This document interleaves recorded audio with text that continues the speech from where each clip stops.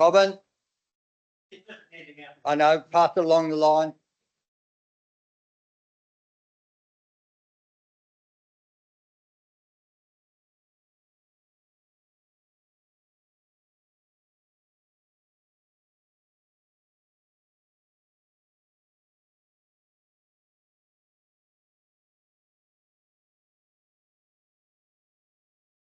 Yeah, I told you that the other day. Told you that. There you go there. Yeah, absolutely.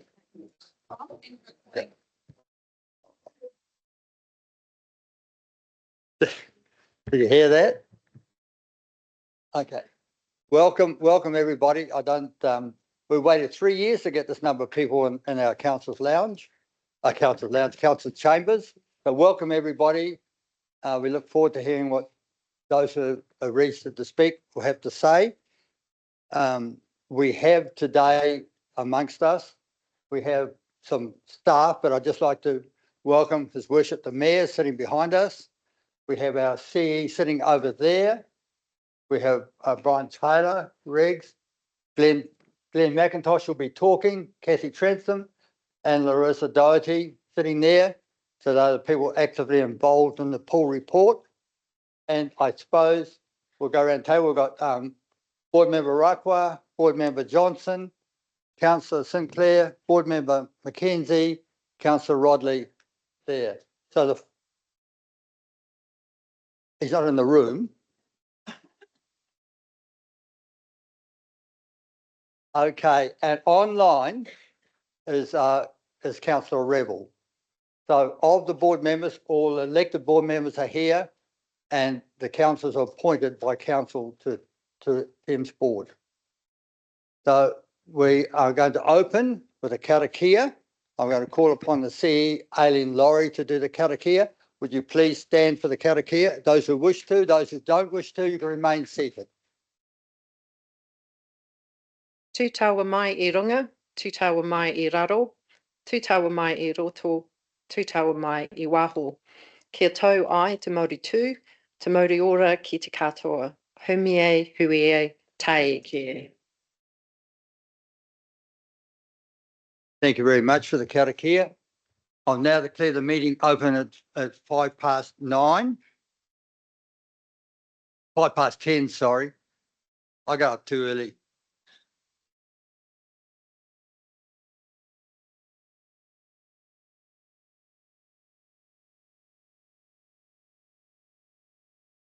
Oh, right. Okay.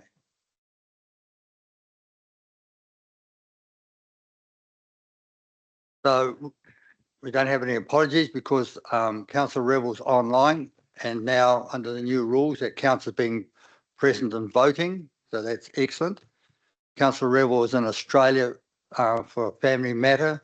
His sister is unwell, so that's the reason why he's not here today in person. He is online.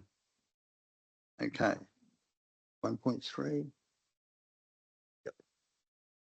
So 1.3 public forum. Now there are some rules around public forum, especially the numbers we have today. Not all people are wishing to speak, I hope, but those who are registered, your time is 5 minutes. You have 5 minutes to speak, and you don't ask the board questions, but the board may ask you questions if they wish to have further information or clarify a point that you have made.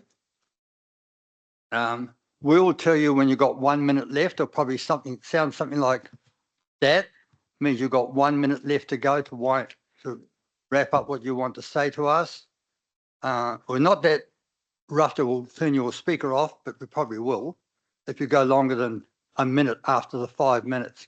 We have a number of speakers here today, and if you allocate 5 minutes to each one, we could be here for some time. So the list of speakers that we have is got 1, 2, 3, 4, 5, 6, 7 speakers who are registered to speak with us today. I won't read out their names now, but I'll ask them to come forward to speak. And the first speaker we have today is Mr. Alan Young. Do you wish to come forward, please? are you aware about turning your microphone on and off? We need to have our microphones on because we have people online who are watching and they can't hear what you're saying if you just speak without the microphone. And please give us your name so that people online know who you are. Yes, Thank you, Mr. Young. Melon Young, and I'm here today representing Karakia prospectors, gold mine experience at the other end of Thames.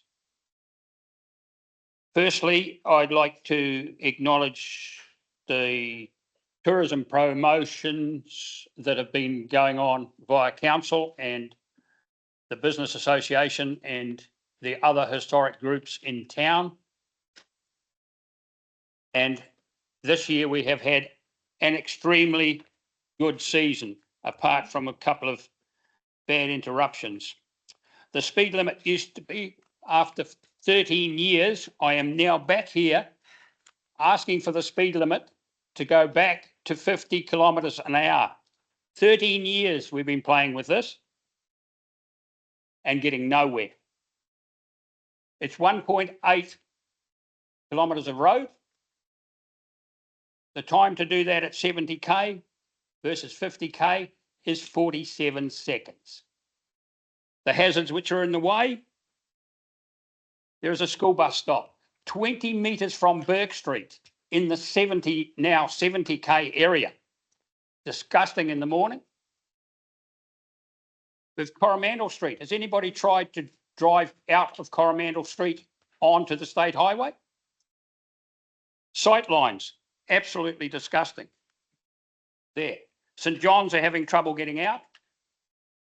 And then you've got the Dixon Street conglomerate of intersection, which is dangerous. The public toilets at the end of the straight there, which people are parking on the state highway or supposedly state highway to access them. You've got a rest area with a pedestrian crossing virtually in the middle of it. Now, Magazine Point has always been a pinch point, narrow. There are car catching gutters along the footpath there. You've got Tararoo Store, people doing U-turns, heading north from the store. But the art centre has difficulty getting in and out. Accessing parking, Karakia prospectors, has become a problem. The amount of near nose to tails is unbelievable. And over the Christmas period, we were struggling for car parking. And the other point is, councils have said that they have no control over it. Then why is the address for Karakia prospectors a street? It's addressed as Queen Street, 1001 to 1004. This is a problem. 150 visitors per day over the Christmas New Year period. Horrendous. We are still getting 60 a day. 70% of them overseas visitors having difficulty with the roads. Now, that particular piece of road, there are 30 logging trucks a day coming off the coast. With 5 muscle trucks, 2 milk tankers. Thundering through that Burke Street intersection, Collins Street intersection at 70 kilometres an hour. I don't see a speed camera on a pole at Abraham Street. Try and rectify this, but it would be much better if it was back to 50 kilometres an hour. Much safer. So thank you. Thank you, Mr. Young. Is anybody question? Thank you, Holly, for reminding me. Yes, Councillor Sinclair.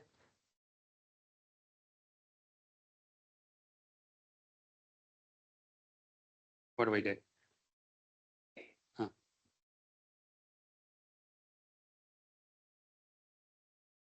Oh, that'll be why. It's got no battery. Apologies about that interruption. Thank you, Alan.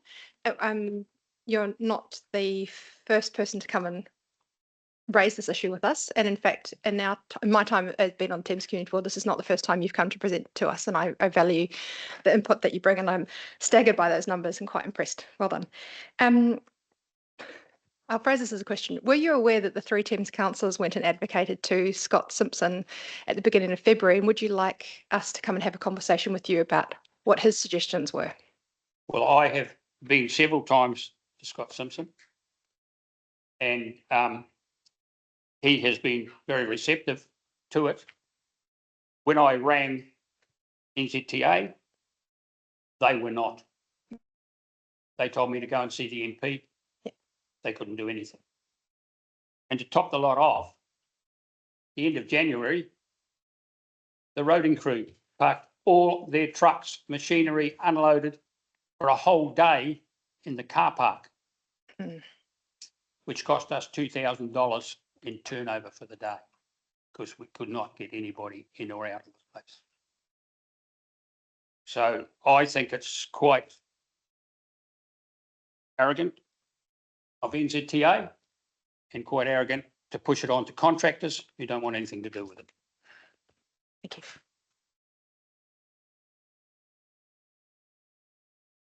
Any further questions for Mr. Young? There being none, thank you very much. We take note of what you've said. And I heard you say it's not our road, so not our road. But it's a street. Surely you must have. Okay, it's not our street either. But nice try. Otherwise, if you want to pay the rates and repair and maintenance on it, that'd be fine. Thank you. Thank you. Leave that.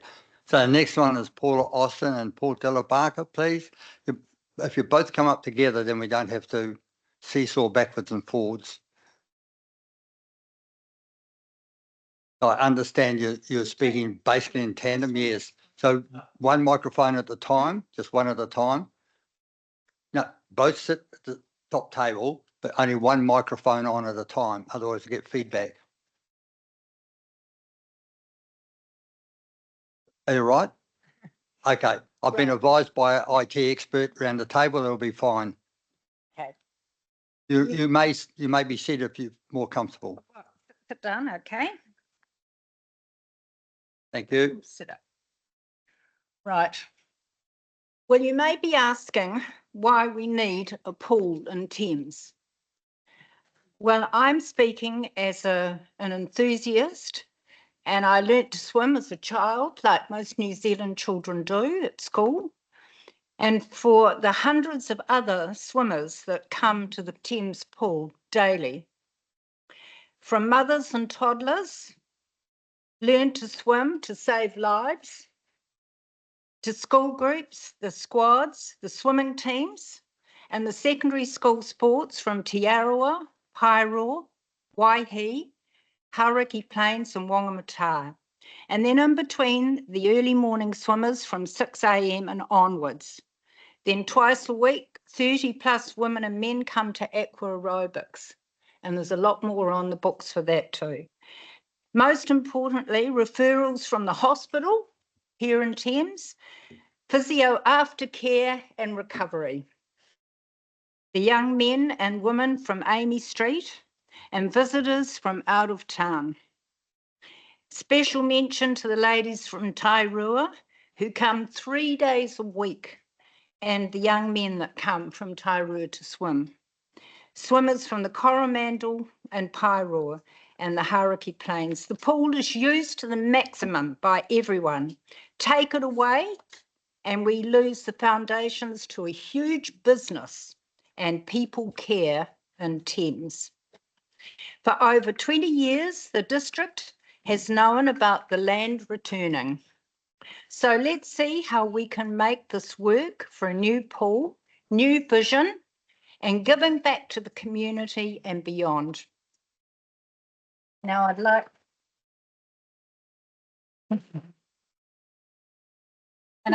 to ask Paul to speak. He's going to talk about the next part of this. in actual fact, I'm going to change everything I prepared because I'm not allowed to ask any questions.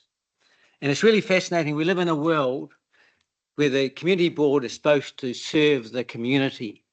And I find it staggering that I can't ask questions. So I'm going to address the public here and ask them the questions. Do you guys want to know what the cost of this pool is going to be? Do you want to know it's going to cost $50 million or $75 million? Do you know Mr. what Delbarca, consultants' fees? Mr. Delbarca, you addressed the community board, you're here to talk to us. Sorry, you can't. Well, So those questions will be answered in 2.1 of today's meeting. well, but I'll just ask them anyway, so they can think for themselves. If That's you want right. to stop them freedom of speech, this is supposed to be a democracy, and you want to put rules that stop people being able to talk, that's your choice. So the things of this pool is, what are the costs? I understand they're $50 to $65 million, and your council you're going to go to present them to is never going to approve that because you've got political other areas saying we're not wanting Thames to have it. I want to know what the rates are going to be put up by if you build this expensive pool. Have you looked at all the other options out there? Because I can tell you now, you can build a pool for much cheaper than that. But you guys are spending fortunes on consultants, fortunes on sitting around doing nothing, not looking at the best options. This pool could be built easily for way under what you guys are budgeting for. We have councils all around New Zealand wasting money on consultants. You've spent a fortune on them. So this community needs pools. Doesn't need all the bells and whistles. We can have a simpler pool that can serve the community. You guys are looking at, I understand you're looking at building at the college. That's one of the best for it. You've got a parking problem already in Thames, and you have a swimming pool and can have 500 people in it during the day. What's that going to do to your parking problem? When school champs are on and all that kind of stuff, there's not going to be no room for it. So are you looking at the best options? 97% of people can see problems, only 3% can see solutions. And you guys are just employing consultants to come up with solutions, and they come up with nothing. There's people in this town, 6K down the road, who've got more knowledge on swimming pools than these consultants you've got there. So why are we wasting our time and spending our money on consultants to put inflated prices up, put rates up, instead of people in this community who've got the knowledge how to do it? This town needs the pool, and that council is going to turn you down. That's for sure, because it's going to be too expensive. So put your thinking caps on and start thinking about how you can do it, because you're going to get knocked out the door with the council at 65, 50, $60 million. And if you're done on that, the other side of the coin is you're just looking at ratepayers paying. The other solutions, you can get public-private partnership in this. There's people you can go to, you'll get funding for this, partial funding for this pool. Have you thought about it? Has anyone thought about going to private funding for help to build this pool? I can tell you the answer is no, because no one does. They're just fat cats trying to get money in their pockets. How about being wise with your money and spending it wisely? Why use consultants? If you're not good enough to do the job yourself, you shouldn't be here.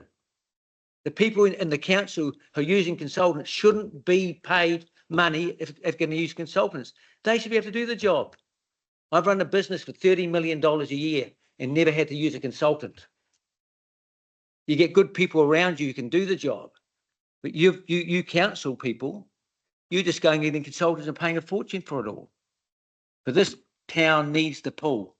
And I'll tell you, be on your heads if it doesn't get built, because the kids who are going to be drowning in the future, we live in New Zealand by with water everywhere. And people need a swimming pool so kids can learn to swim.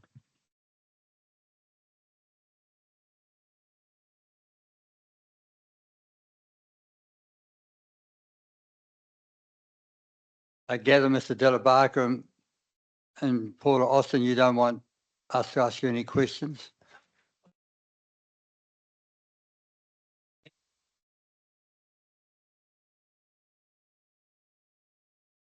May I remind you, Mr. Delabarka, when you sit down, that the nominations open on the 1st of July to the end of July for nominations for the community board? For what? The nominations open on the 1st of July to the 31st of July for community board nominations and council. If you wish to apply, then you Good just idea. denigrated us. I live in Right. Coromandel. Oh, they got community board as well. Anyway, any questions, please? Councillor Rodley, Councillor Sinclair followed.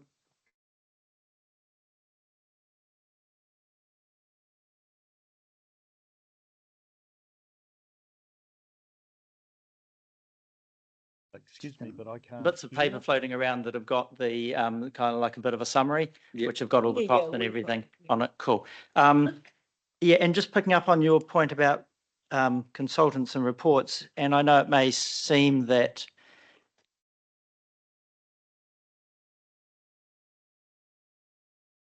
are you aware that part of those consultants' reports, there was a lot of consulting with the public, and we now have a huge body of evidence about who uses the pool.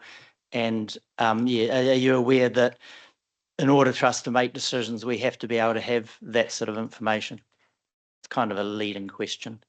I think the people who work the pool could actually provide that information for you themselves, the managers of the pool. They know who's doing that pool all the time. Those people. So, you know, you've got people who actually work it in the industry and they know their industry. So you've got people who build buildings, they know how to build a building. So why do you have to get a consultant to talk to a builder to build a building? So I in New Zealand, we've got to the stage in this place when no one can make a decision without a consultant. And we're having these great big fat fees everywhere. 6K down the road, there's a guy there who knows how to do swimming pools and knows how to do it at a really good price. And yet you're getting consultants to go and spend what? How many millions of dollars do you guys spend on consultants every year? The talent's here.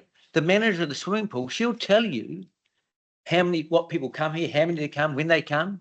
They can tell you that. So why do you need a consultant to go and ask that person, pay them 30, 40, 50, $60,000 to get that information out of her? She's the manager. She can tell you. Yeah, and are you aware that, yeah, one of the people who was spoken to were users of the pool, the managers of the pool. So we have spoken to those people. But then why do you need a consultant? Councillor Sinclair. I'm asking a different line of questioning here, because I'm really aware that the business case has presented us with multiple options, which you say you've read, which is excellent, which is a good starting point. One of the options, of course, is to not invest in future aquatic provision in Thames. And then there are several other options, which include a couple of different iterations of what a pool might look like at the high school on that court area in Richmond Street. And then finally, a larger facility out at Copa. And obviously, that's a spectrum of aquatic provision and it's a spectrum of cost. So if I had to say, Paul came and spoke to us and he told us that he had a preferred option, I don't know what that preferred option would be, because I feel like affordability sounds like it's very important to you, and it's very important to me. And it was ranked when we weighted this as a community board as being absolutely critical, because we're really aware of the demographic of people who live in our town and the demographic of the pool users. Councillor Sinclair, we probably need a question, please. My question is, when the trade-off is an expensive pool out of town with lots of parking versus a less expensive pool in town with less parking, which one are you putting your pin to? I would go to the lesser cost full stop first, out of town. I wouldn't go for the big expensive one out of town, because I don't think this in the environment, economic environment we're in at the moment, that you spending $50, $70 million when it can be done. Actually, you need a really good pool, which we've talked to the guy. You need a really good pool for about 20, 25 million. And if a smaller pool further out of town was not an option, which of the options would be more palatable? The smaller pool, the cheaper one in town, the more expensive one out of town? Because that's what the business case has told us. So between the two, what was the one at the store? Less expensive in town, more expensive out of town. less expensive in town. That's what I think I've taken away, and I'd just like you to confirm that. Less expensive in town. Yes. As I said to you, I'd get the pool built at 25 million out of town where there's more room to go.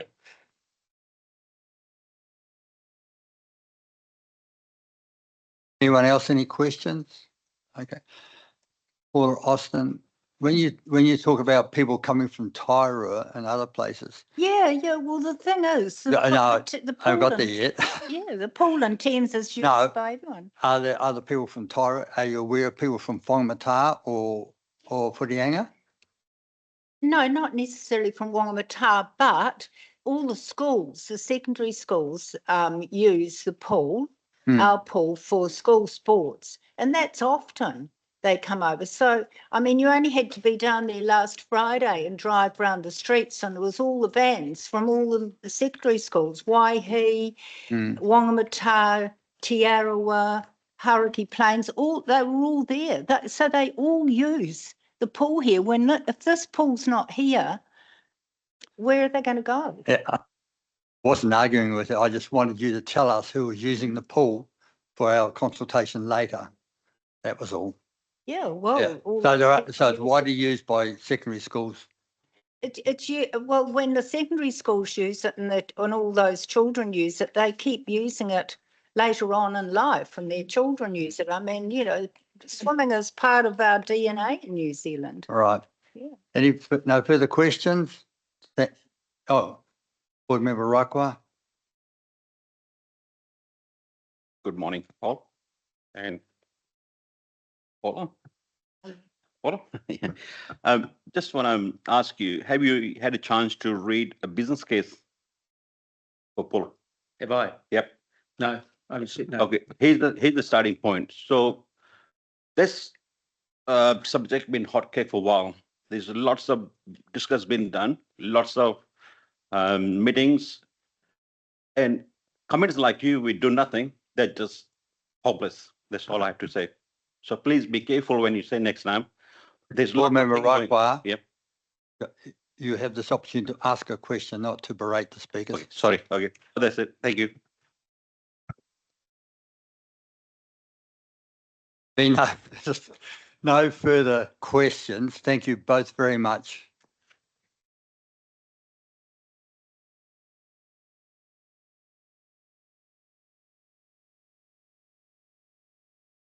Fiona Cameron, please.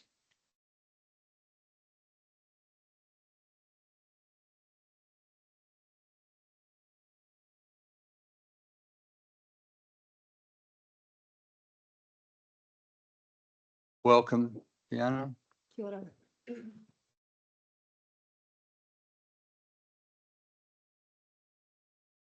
Morena Community Board, Chair Adrian, councillors, Community Board members, staff, and the public.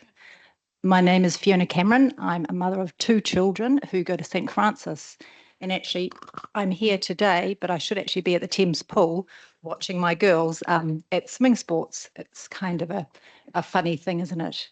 So the Thames pool has been bringing our community together since 1974. As a teenager, I swam in that pool. My 2 girls have been going to that pool with me since they were toddlers. We go there all the time. The summer we're there with friends that they're becoming teenagers. I can't imagine this community without that pool. We meet mothers there. There's lots of travellers. There's lots of retired people. And it's not just children who use the pool, it's lots and lots of different people. And I think looking at where Thames is going in the future in terms of our ageing population, they use the pool a lot. So it's one of those services that's crucial for this community. I know that the impact on the ratepayers is going to be hard because we do have quite a small ratepayer base, being 5,525. So the council really needs to look at ways moving forward with funding, how you're going to do that. And you need to do it. And I think if you don't do it, you're not doing a service to this community. And it's not just this community, it's the surrounding communities too, which you've heard from people behind me and the study has shown. So I'm here today to agree with TCDC staff and to say that option F in Thames High School is the best option, indoor, outdoor, and that's going to serve our community in the future. I think you can find problems all the time, but if you just get it into your heads that it's going to happen, you look at funding options, you take it back to council, you take it back into the community, it will happen. It's been long enough that this decision has been pushed from community board to community board. So I'd like to empower this community board to make the right decision, to take it to council, to take it back to the communities and to make this happen. My children constantly ask me, Mum, what's going to happen when there's not a pool? They constantly ask that. I mean, I'll get home today and they'll say, Mum, how did it go at council? And I'll say, oh, well, you know, girls, I had a kōrero and I spoke to the councillors and hopefully it's going to happen. And there is a level of anxiety in children. There's a high level of anxiety I can see in this community behind me, and that's not good. I'd also like to look at the community that comes into Thames and visits that pool. So in terms of visiting, attracting visitors. So when I'm there in summer with my children, there's lots of overseas visitors coming into the pool. So I think that's quite important. I'd also like to look at moving forward, the options of the indoor-outdoor pool. I know when my children were quite small, the coldness of the water did affect them, and also elderly people. My mother's turning 80 in a few months' time. She doesn't live in this community anymore. She lives in Hamilton, but she visits the Hamilton pool a lot and she swims because that's an exercise that she can do, like lots of elderly people. So I like the indoor-outdoor aspect. I think I just would like to finish with something that my 12-year-old daughter said, who's actually going to Thames High School. I can see the principal sitting there, kia ora. And she's very excited, and I'm very excited, my old high school, to have the pool nearby, in the heart of our community, I might say. So there's a quote by Uma. She's 12 years old. And I said, Uma, what do you like about the pool? I like the Thames High School workers. They're really nice, Mum. And I like the location, and I like the trees, and I like the grass, and I like the playground, and I like being with my friends, and I want it to stay, Mum. And so let's make it happen. Let's make this happen and make a decision and move forward. And hopefully today we will vote, community board will vote, and option F for Thames High School will be decided on. So kia ora, thank you for listening to my kōrero, and good luck.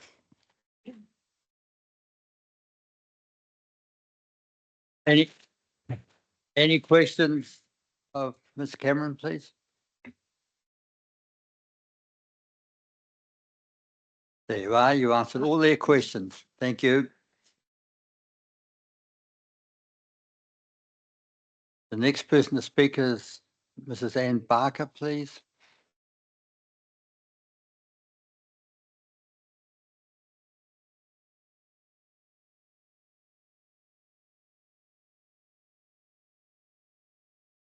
Kia ora, ko Pākehā ahai. Ko noho ki te rohe o Ngāti Māori mo te whāta koutou. Ko Ann Barker toko ingoa. Nō reira, tēnā koutou, tēnā koutou, tēnā tātou katoa. I'd like to firstly pay my respects to Ngāti Māori for their ongoing patience and manaakitanga in the continuing use of their land for the Thames Centennial Pool. Secondly, thank you for this opportunity to address the Community Board to express my concerns and thoughts for this potentially amazing facility. For the last 50 years, the Thames Centennial Pool has supported and enhanced the health and well-being of the people of this area. And I'm sorry, I am going to repeat some of the conversations that's been had earlier. Young people from less than 1 year of age have learnt water confidence, moving on to learn to swim lessons and water survival skills. Schools utilise the pool as an essential part of their health and physical education curriculum, particularly in recent times as the cost of school pool maintenance is leading to more school pools being removed, and that's going across the country. I also see immigrant families bringing their children to learn to swim, to become water confident with as little people, where water was not a big feature in their homes. Thank you. immigrant families do not have the confidence in the surrounding water experience that we have. And so I see these people coming in, and this is part of bringing them into our community. There's many people who use the pool for rehabilitation after illness or injury.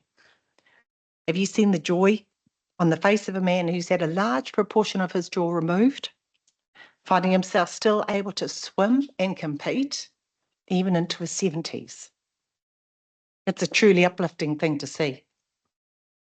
The joy of movement and the supportive aquatic environment after joint replacement is such an important step to returning to resuming a productive role in our community.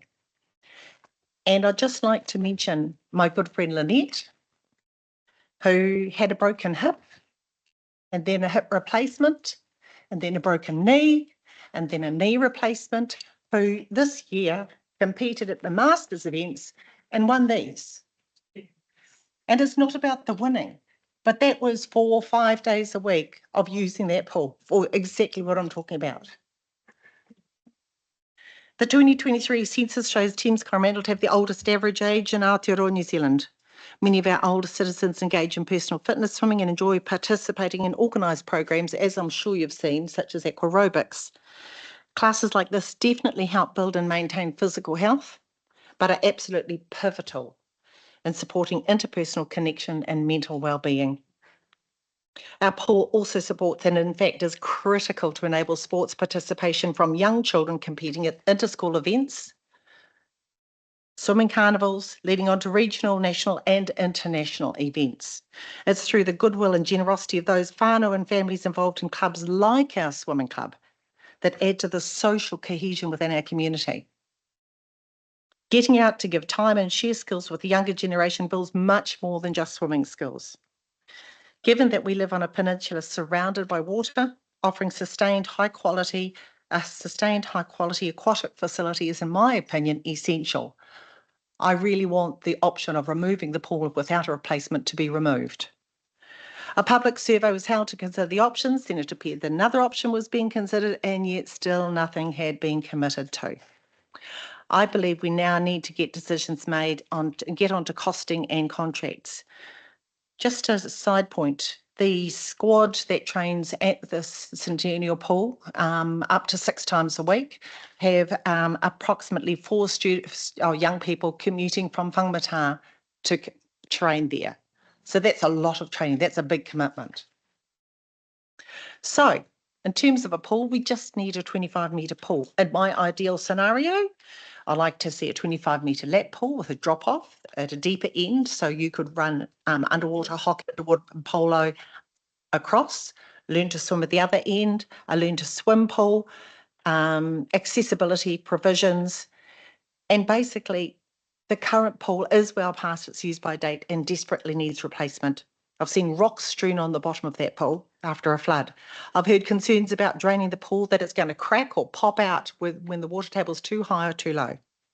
Building a new pool would also enable council to honour the commitments to Ngāti Māori that were made some time ago. And it would enable those Māori whānau who do not use the existing pool due to cultural concerns to access this resource. This has the capacity to be an absolute gem of a facility for our district and for all our members in our community. My question is, how can I help? What can be done? All of these people here are keen, they're supportive. We've got some really willing people who can really support helping finding funding. What can we do? How can we get this project underway? He manako te kauri kore ai, wishing for the crayfish, won't get it.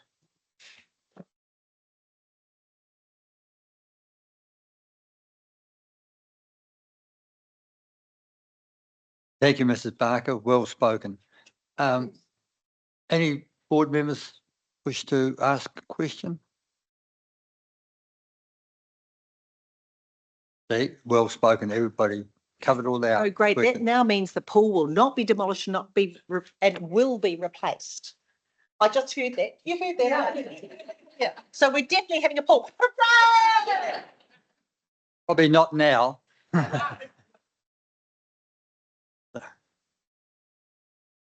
Maria Richards, please.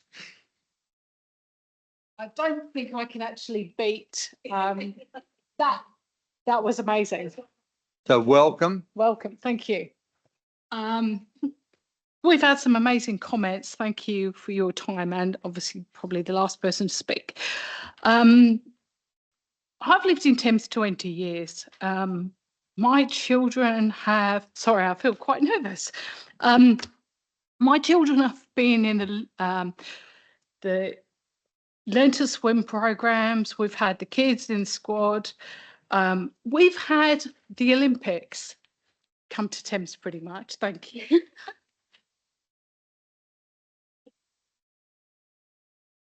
Having the pool is just a huge facility to bring the community together. It brings parents and caregivers, so we're encouraged to actively supervise the kids in the pool. It's the best way to get the fitness for the kids as well. It's life skills. We are surrounded by water. I know this is all about money and placement of where the pool is, but at the end of the day, the kids are the future of the community. Sorry, I'm still really quite nervous. We've had families from Whitianga that have come to the squad 6 days a week. I have seen those kids and do extremely well in squad. You know, I was one of the parents that was taking the kids here, there, and just about everywhere for swimming, and it gives the kids commitment, it gives them fitness, it gives them bonding with other kids from other areas. It's a huge facility for that. For the elderly, it's such a valuable. Sorry, I'm still feeling quite nervous here. It's a real sociable time for those ladies and gentlemen. The laughs that we have in the pool at stupid o'clock in the morning is actually part of feeling part of a community. It's reducing isolation for the elderly. They are a huge part of our community, and we should actually embrace those ladies and gentlemen. And again, from the other people that have spoken, when it comes to improving health and well-being for the elderly and therapeutic reasons as well, we should actually totally embrace a pool. It's going to be less impact on our health resources for a start. You know, use what we've got, but we actually need a pool that's actually usable for the future. It creates those connections for the elderly as well. You know, we've got a whole spectrum of age groups that actually can name a lot of the people behind me, which I think is wonderful. For the middle-aged of us, it's an awesome start to a day. It really sets you up for the day. It reduces stress. It's improving health and well-being. There's a whole big push for mental health and well-being. And again, less impact on our health services. It creates a good life-work balance for all of us, not just for the children, not just for the elderly. It's a whole community. I'd just like to say the staff there are excellent. What would we do there? I could go on. Thank you. Okay, any questions of Ms. Richards, please?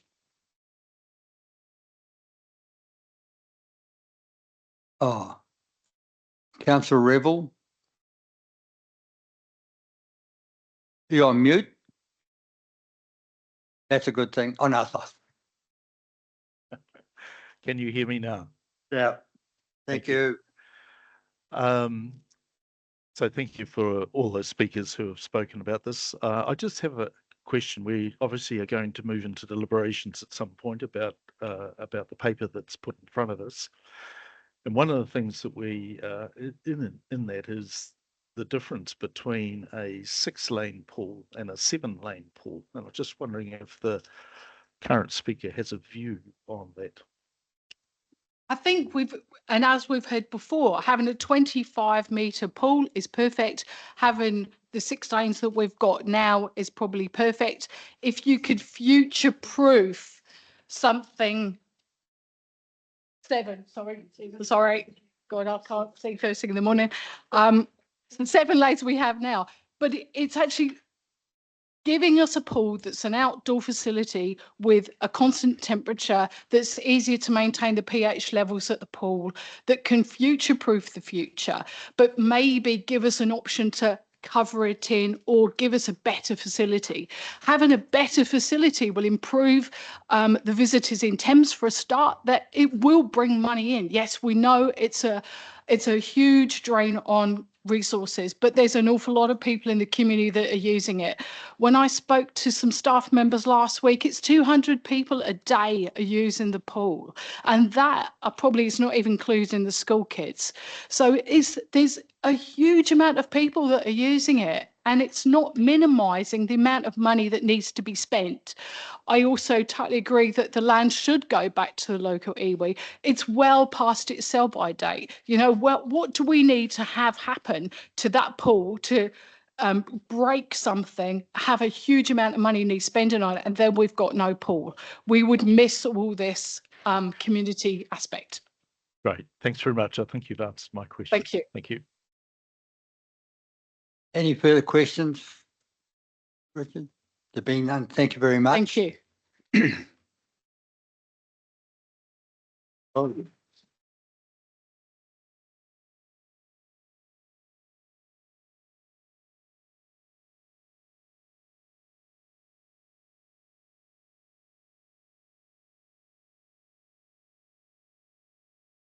Sharon, Sharon, do you wish to speak? Or Michael?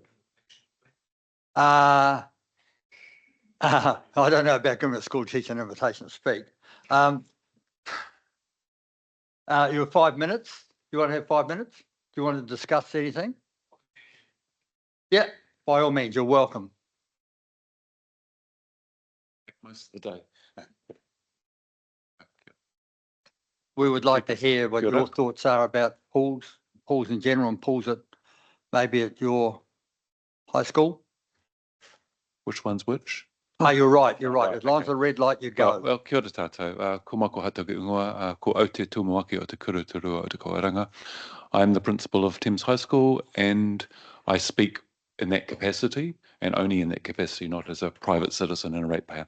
So I really appreciate the opportunity for us to have a korero here, and I really like to validate what others have said about really great comments being made by the folk here. And I really appreciated, just as a little bit of a plug, the shout out to our staff who are wonderful. So I really appreciated that particular shout out. That was really cool. From a school and the board perspective, we're absolutely in favour of a community led pool solution, I guess, and we are not. We've not got a huge vested interest in it. It's really that we are here to serve our community, and that we will do what our community wishes. And I know that the consultation document has looked at lots and lots of different options and looked at a very complex case. And this is a very complex and difficult topic because high stakes.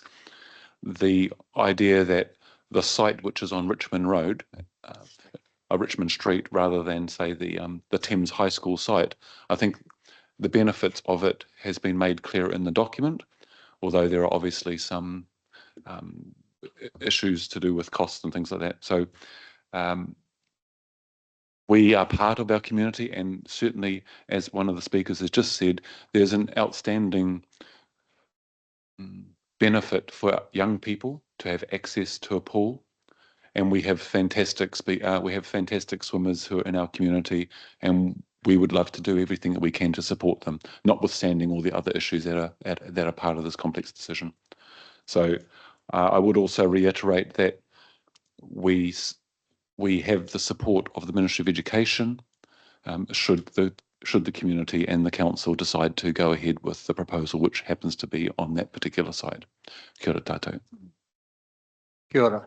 Can I just, kia ora everyone, I'm Sharon Baker, I'm the business manager. I just wanted, sorry, I just also wanted to say, thank you to Rose, Kathy and everyone else. We've obviously been involved with this. Yeah. We've been involved with this process for the last 2 years. So it's been really an interesting process to go through.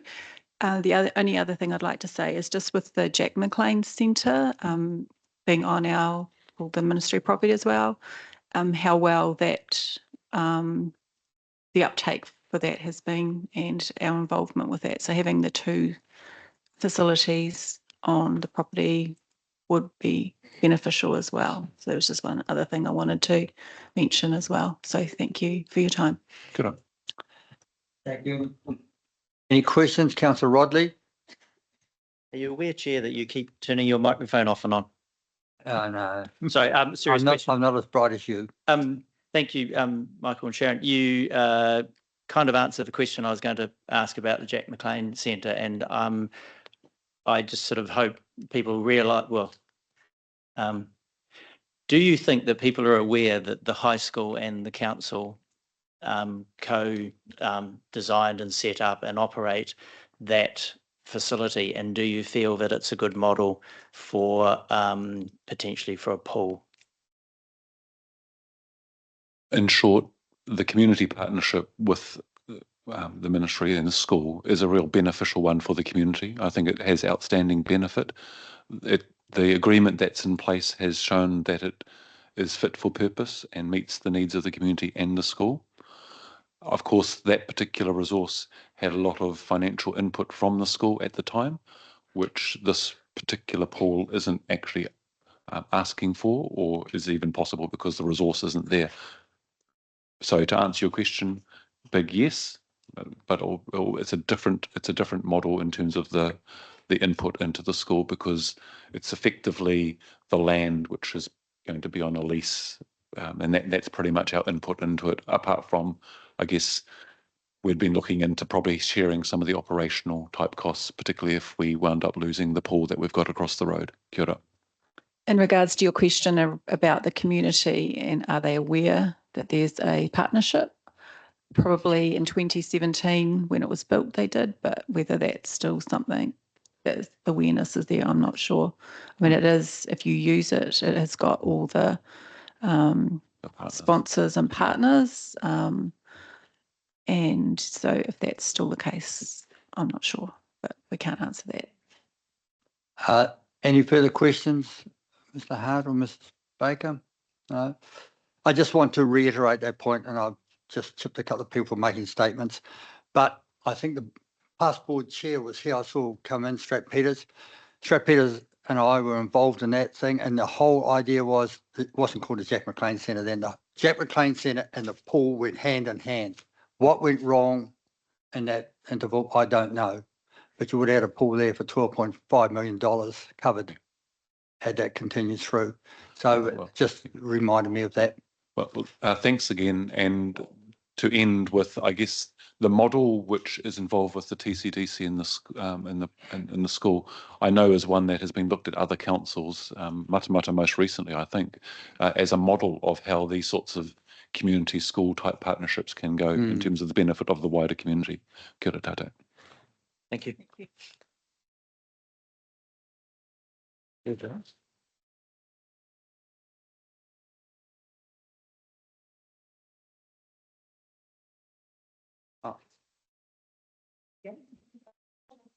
Speaker or not?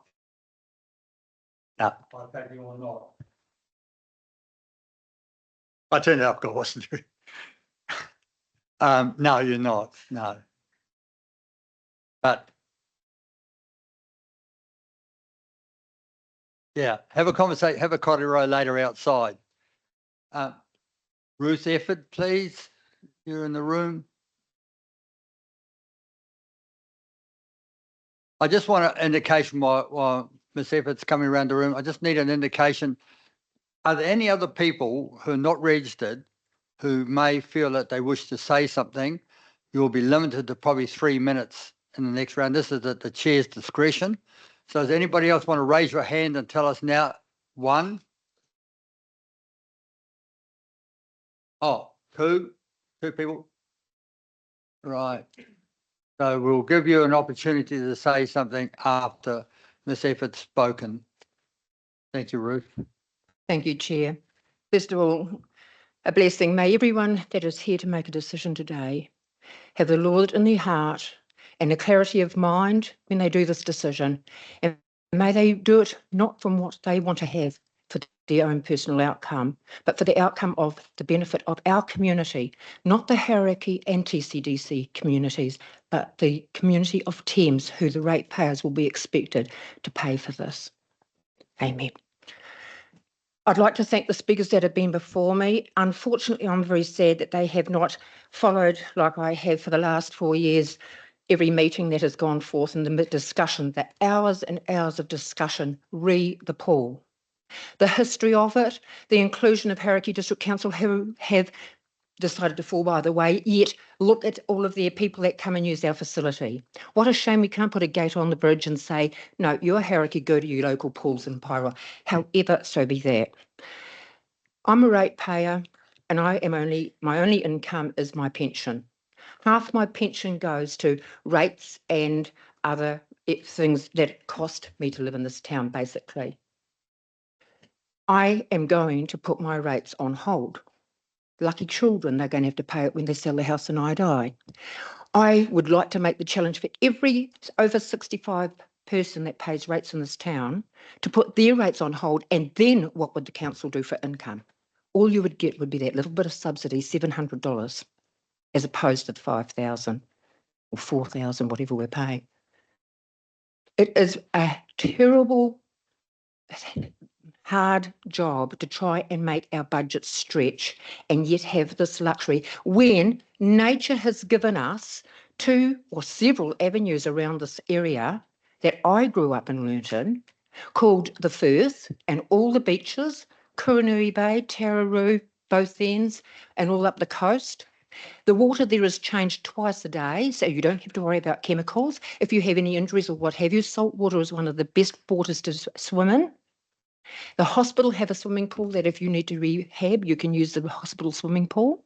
The schools under the Education Board are or used to always have swimming pools. The Thames High School still has its own swimming pool. Why is it? And the Karakia, if you don't like salt water, go to the Karakia or go to any of the creeks, Hoffman Pool. All of these things are being advertised under our tourism thing as being good swimming places to go to. Yes, I hear the benefits of a swimming pool. And I understand the reason why they are having to take this one away. But this cost is going to be one heck of a burden to a large percentage of the ratepayers. And if they withdrew their rates and put them on hold, then the TCDC would be in financial strife. And I think it is about time too, that if people are going to come to public forum, they actually do their homework first, because I've been so disappointed sitting back there and hearing the discussions that you folk have had being put and just thrown to the side and not being respected, that you have done a lot of searching and trying to come up with these options. And we must respect that the paid staff are chosen by our CEO or whoever, and they are the ones that give us options, not necessarily options that are good, but Tapu and Peru schools are held up nationally because they use the Firth. Yes, the tide comes in, the tide goes out. The swimming's really good one week and it's not so good the next week. But they use their beaches for aqua learning. What's happened to parents teaching their children how to swim? I taught mine in the bath.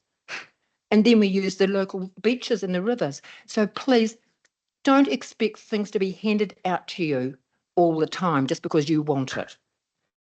It's user pays, and it's about time that we respected the fact it is our responsibility to teach our children how to swim. It is not the community, their responsibility to have to bring a facility forward to do so. But I respect the speakers and their opinions, but I just think that we need to consider the elderly in this town when you make that decision on what you go for. Thank you. Any board members, questions? There being none, thank you very much. And it's nice to see you here for the last 3 years, every Don't worry. meeting. I'm not going until you get within the box. That's a post box you're talking about. So, Strat Peters somewhere.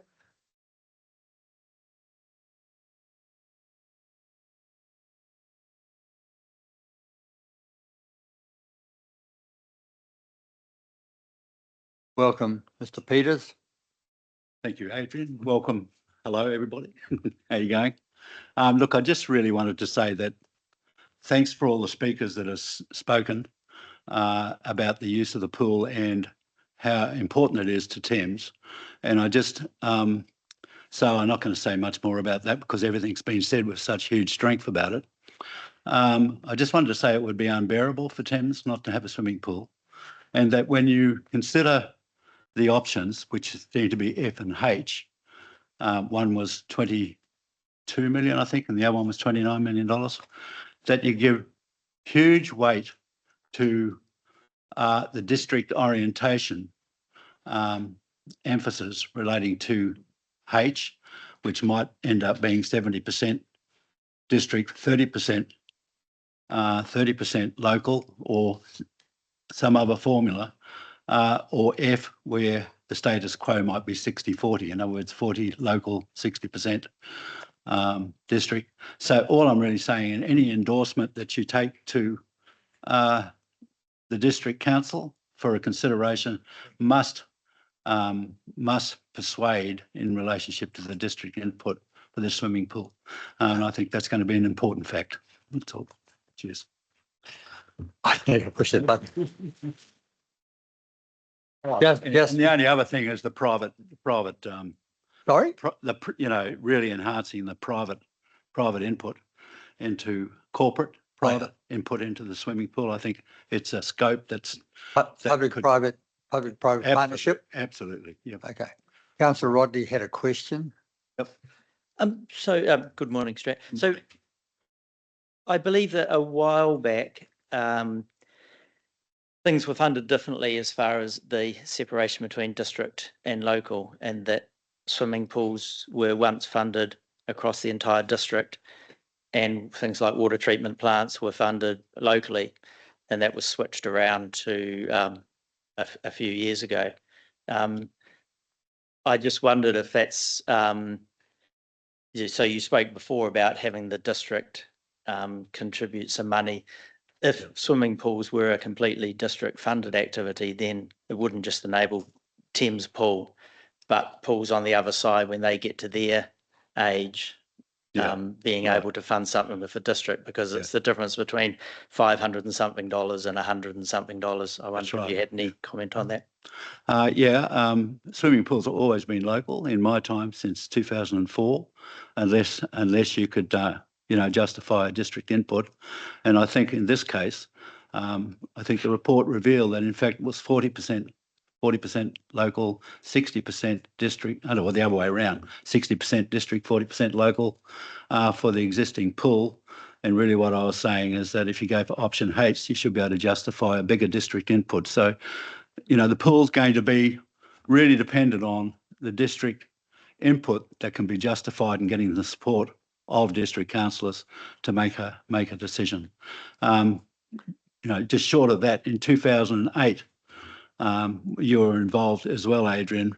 Unfortunately, politics got in the way of a swimming pool at the same site.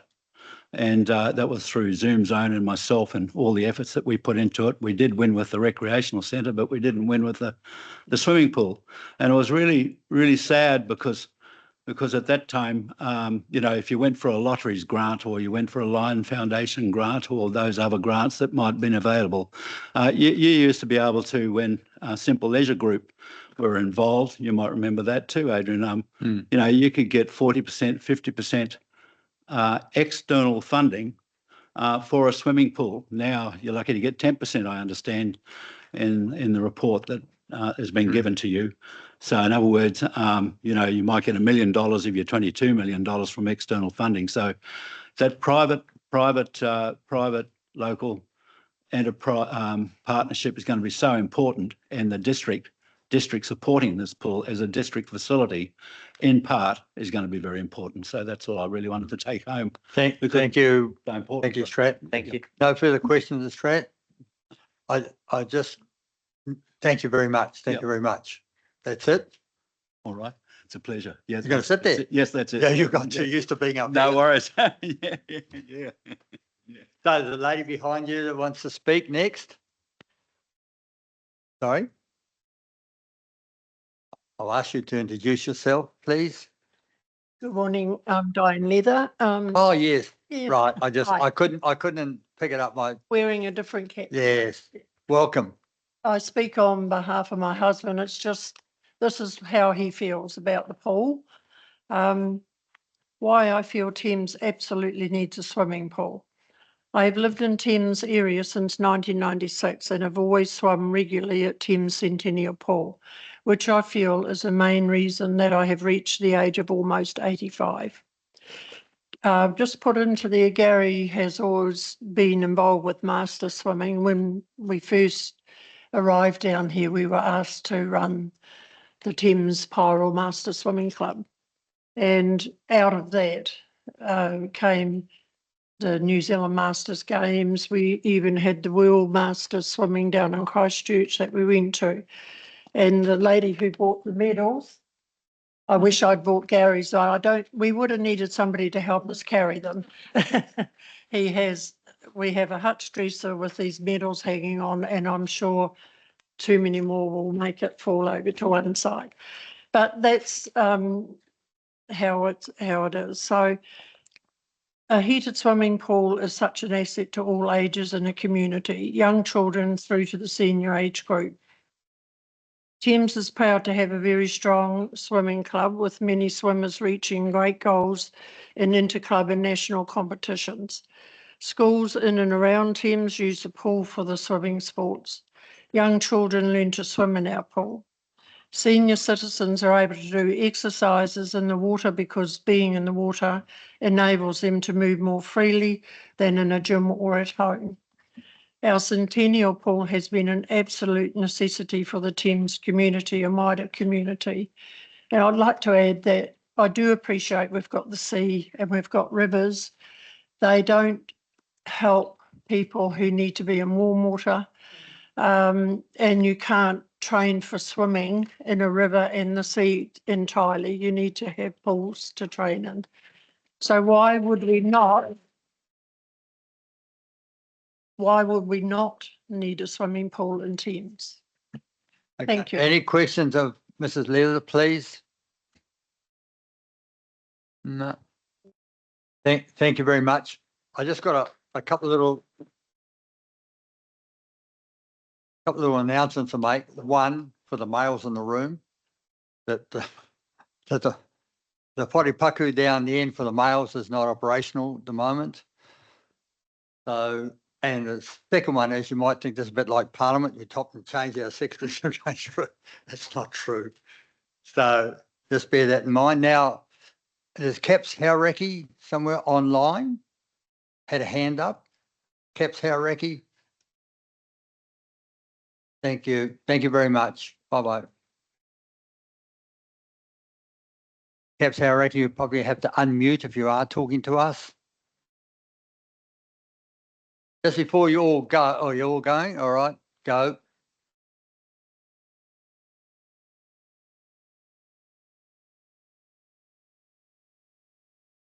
You realise you are allowed to stay and hear the conversation? No, okay.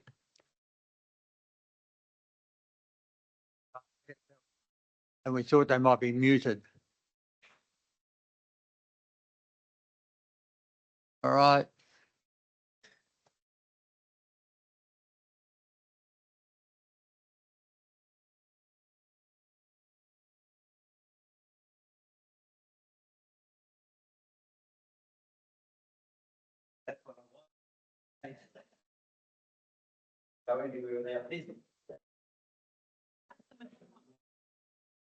Yeah, Caps Hauraki, if you can hear us, do you want to unmute your mic, please?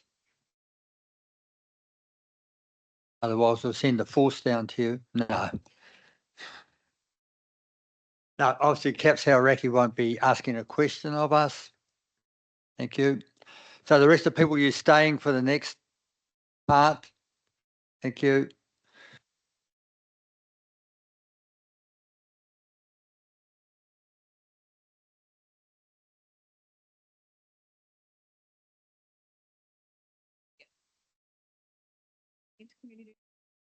Speakers in the public forum.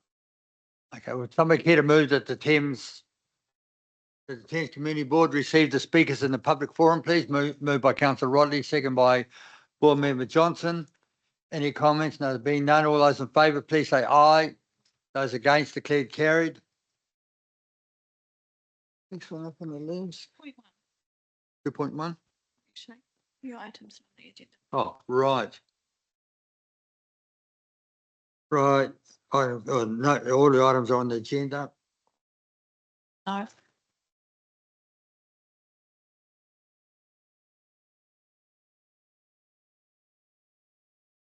interest. Any conflicts of interest around the room today? There being none. 2.1. So anybody want a 5-minute break?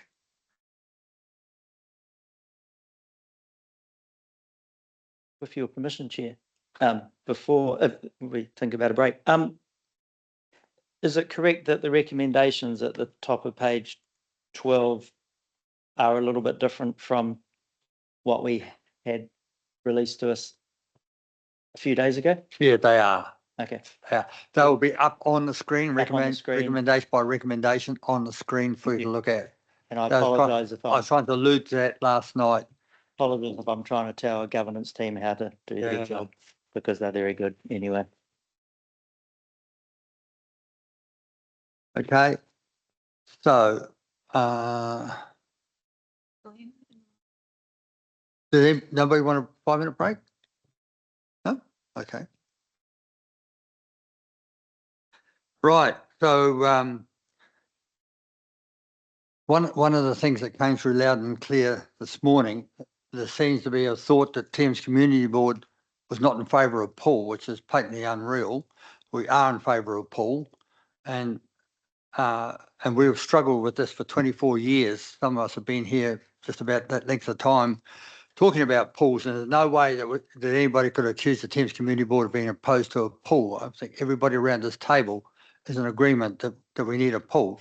It all gets down to affordability, the placement of the pool, and the timing. That's what it gets down to. And you'll see today that our recommendations will be going up to the council. So that's what we're looking at. We're not making a decision here today about where the pool will be or wherever. We'll be recommending to the Thames Coromandel District Council, elevating it up to them, and they will come back to us for the business case. All right, so we've spent 24 years, despite some of the speakers said that we've done nothing. We have 24 years of going through this, and I'm really pleased that we've got to a point where we're actually making a constructive decision regarding the Thames Community Pool. The Centennial Pool, as always known as, was built to celebrate the centenary of Thames in 1973, 72, 73. So we're going to 2.1 now, and today we're deciding on the location, but we're not deciding on the options. This business case will be presented to council along with our preferred option, and the staff will provide funding options for a future meeting. So that's it in a nutshell what we're doing in 2.1. So I've asked that the report writers go to the top table, please, including our area manager will be at the top table.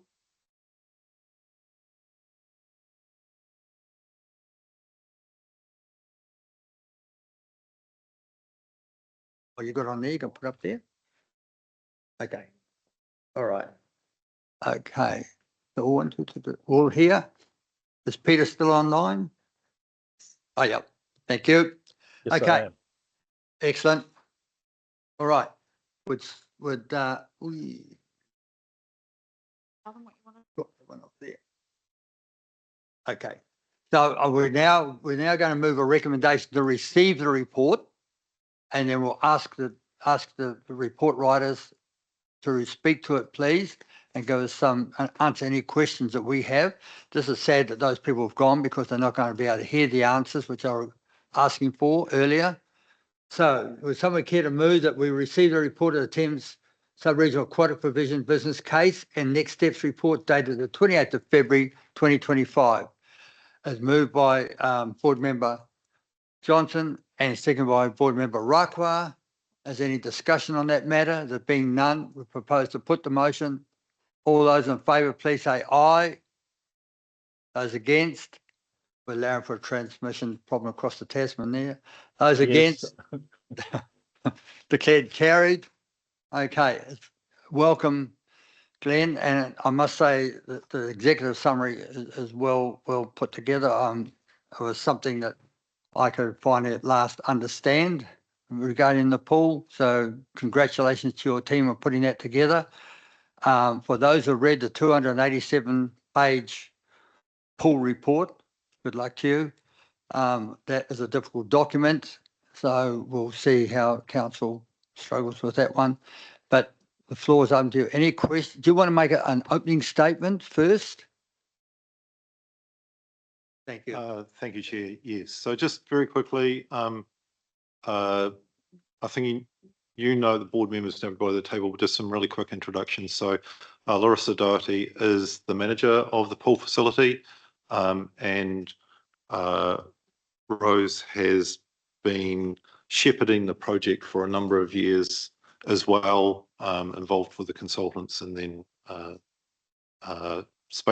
myself, Spaces and Places manager.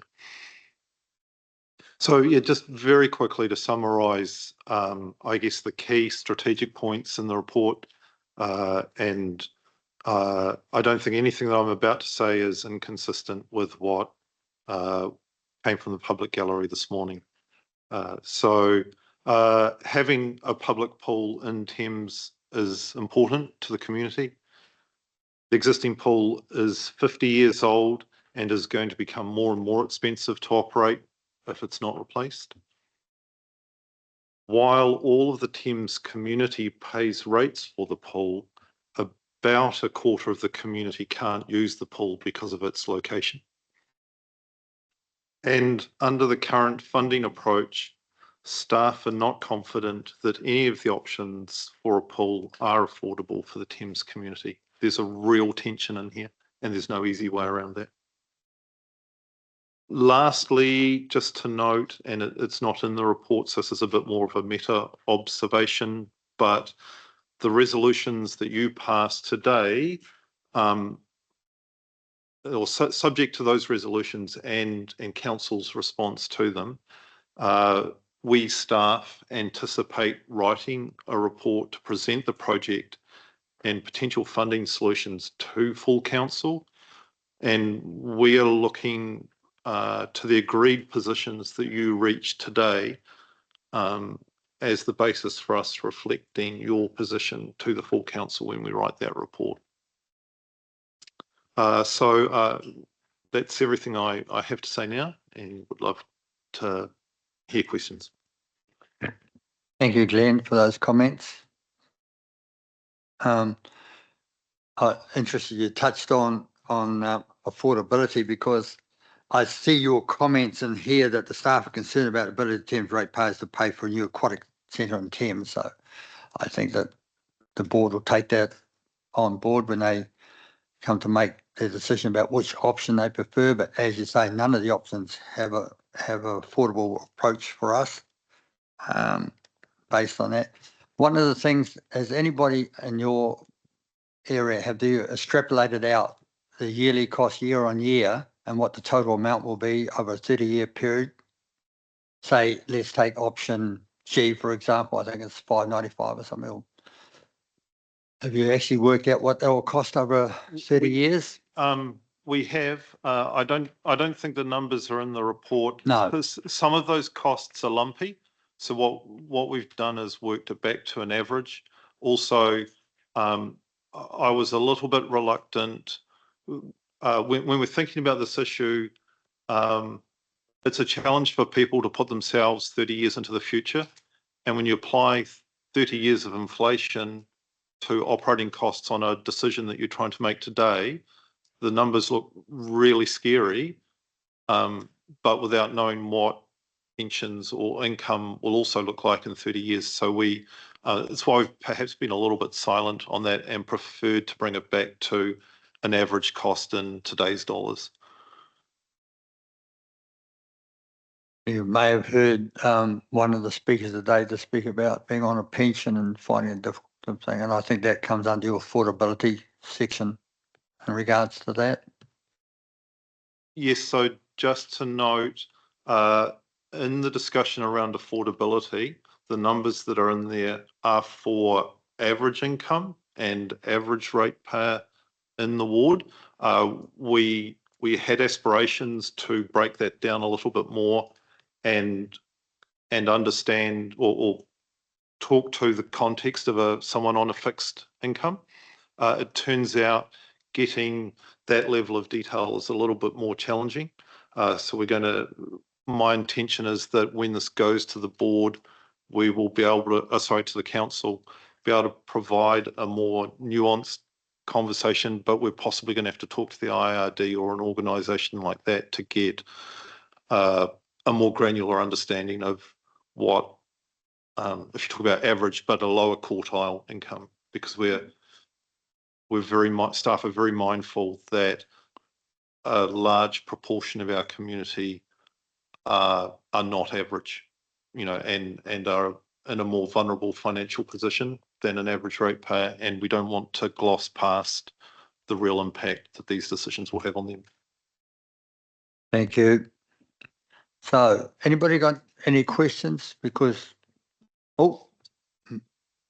Peter, Councillor Revel. Look, I'm not sure I have a question at this stage. I do have some comments to make. We'll give you an opportunity to make those comments later on your 5 minute. You have a 5 minute section to make comments later. Thank you.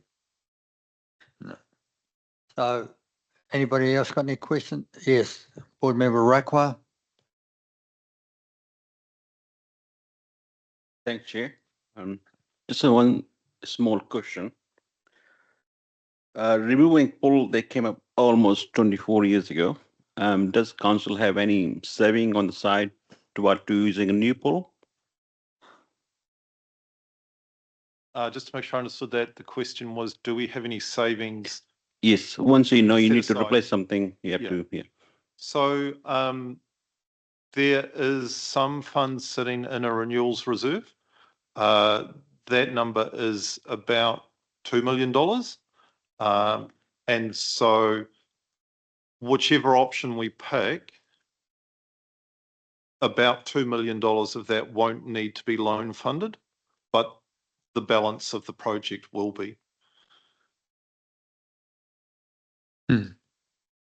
I guess, to be honest, a more pertinent question would be, was there a depreciation amount set aside for the pool? That is the depreciation amount. That is? Yes. So it's a recent amount then. I gather if the pool's 50 years old. I don't. I haven't. Yeah. There's It's obviously not been depreciated from year one. no. If you only got $2 million there. Any further questions? Okay. So what we intend to do is to go around the table. We'll give you each board member 5 minutes to say something that, like for Peter Revel, his opportunity to make a comment. We'll go around the table, we get 5 minutes to say something. At the end of that 5 minutes, on our little chart here, we have an option. So we want to hear what your option is out of those ones that are listed there on your on the executive summary. So, or any option you've got in those ABC options, but basically you've got 5 or 6, I think, on the executive summary. So we're going to go around the table anti-clockwise, and we're going to start with Councillor Sinclair, please. I thought we were starting with you, Mr. Chair. I I don't need 5 minutes.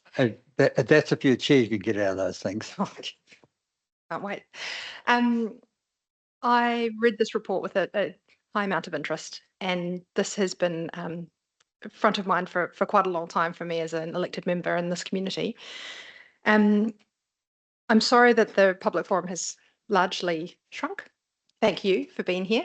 I really appreciate that this is something that is of public interest, and believe me, my supermarket trips will be shorter soon because people are approaching me and asking questions. The other thing I just wanted to sort of recognise, and I'm sorry that the majority public forum didn't get to hear this, is that the strength of a community board is in the people who serve the community through the community board. And when I look around the table here at the community board members who I serve with, I see a lot of people who are in different places to where I am. So we have different interests. I have never spent time at Rhodes Park because I'm not sporty, but Holly has. And so I rely on that strength that she brings, and likewise with the other members. And so when I bring my perspective, I have to be willing to listen to the perspective of all the other people at the board table.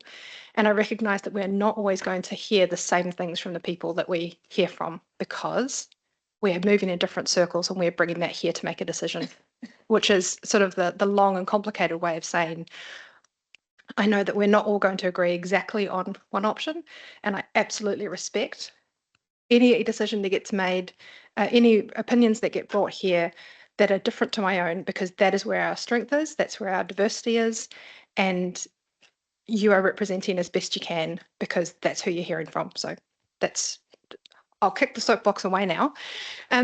So in terms of the people that I represent and the communities that I'm moving in and the people that are talking to me, I'm literally having people run out of shops to talk to me about option F. It happened yesterday. It was a first. Loved it. I think the staff recommendation for option F is my absolute preferred option. I absolutely agree with what was said when I read the disadvantages and advantages. It made a lot of sense to me. I think in terms of the community that I have chosen to live in and that I'm choosing to raise my child in, this is what I want my community to look like. And I want other people to see the same thing and want to be here for that. So that's exactly, and I think that's all my 5 minutes.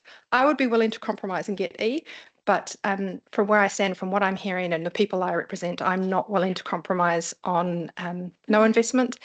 And I'm unhappy about the idea that anybody would have to get in a car and drive to somewhere that's outside of the main CBD to go to the pool. So D is out for me, I is out for me, F is my absolute preference. I'd take E. You could persuade me for G as well. Thank you.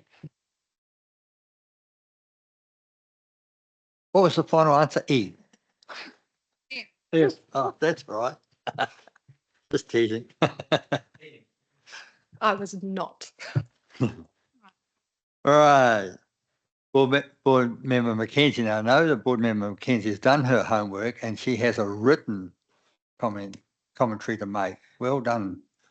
I also get nervous and kerfuffled, so I thought it would be better if I just wrote it down. Okay, so here we go.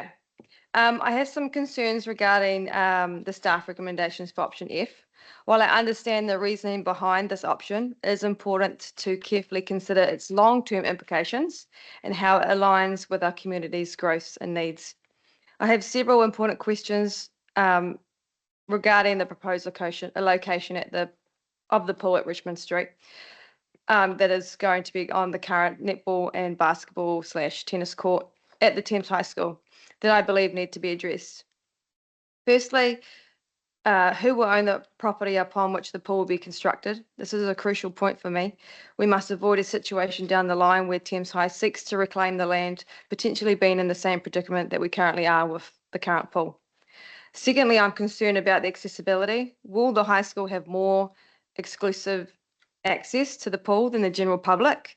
And if so, how will this impact the community's ability to use the facility between the hours of 9 a.m. and 3 p.m? Additionally, what will come of the current high school pool? Is there a plan for its continued use, or will it be decommissioned because of this new pool right on their back doorstep? Finally, I must raise a concern of long-term planning. By constructing the pool on the site, we are potentially closing off an area that could be needed for future development at the high school. It is essential that we consider the potential school's growth and evolving needs for the future. As well as the growth of the pool, does this pool offer growth if needed? Is there space big enough for it to grow if there's more development needed? For me, no amount of clarification on these points would ever be enough to make me feel comfortable voting for an option that places a pool on Richmond Street.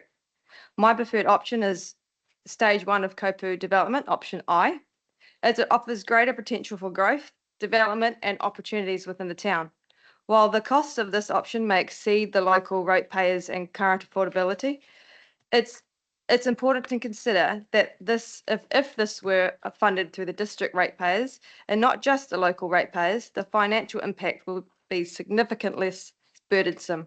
Additionally, the pool would not only serve Thames but also surrounding communities, expanding its value and usage beyond this town.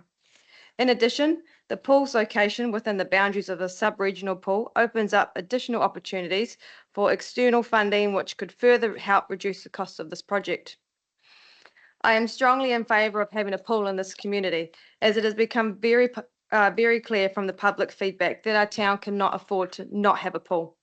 The question of what the pool will look like and where it will be located will soon be decided.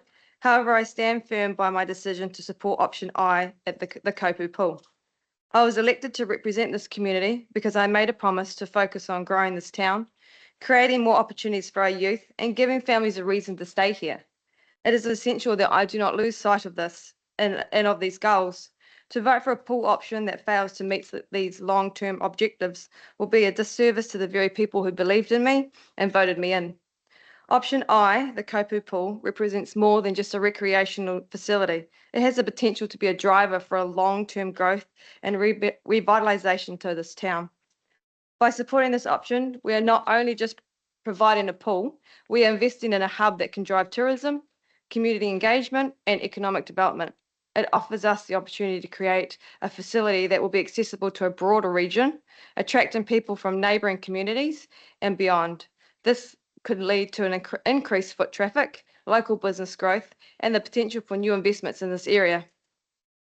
Furthermore, by situating the pool with a sub-regional development zone, we open the external funding opportunities that can alleviate the financial burden on our district and local ratepayers. This is an opportunity to think beyond immediate costs and consider long-term benefits that will extend well beyond the next decade. With the right planning and vision, this project can serve as a cornerstone for further development and opportunities to this town. I urge my fellow members to think about the future we want to build. If we support option I, we are not just approving a pool, we are laying the foundation for a thriving community that can offer our children the opportunities they deserve, retain our families, and create a sustainable growing town for generations to come. Let us not make a decision based solely on short-term considerations. Instead, let us choose a path that reflects our collective vision for a thriving future. In my conclusion, my preferred option is option I. I am willing to be the person who stands up for what I believe is best for this town, even if that means I may not be on everyone's Christmas card list.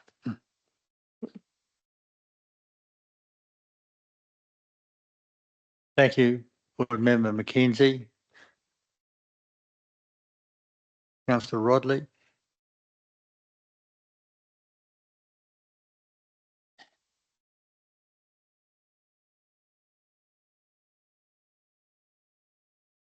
Yes, I certainly won't take up 5 minutes unless I just sit here quietly for too much longer. I'll try to get my thoughts together.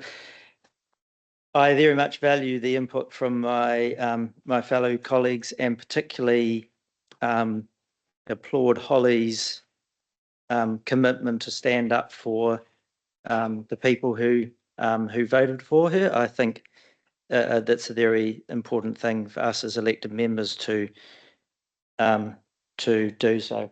I acknowledge you for that, and you will still get a Christmas card from me. Yes, I've just sort of made a few little points from what we've heard from our community today, and they've all really been echoed in the various reports we've had over the last couple of years. I disagree with the comments that the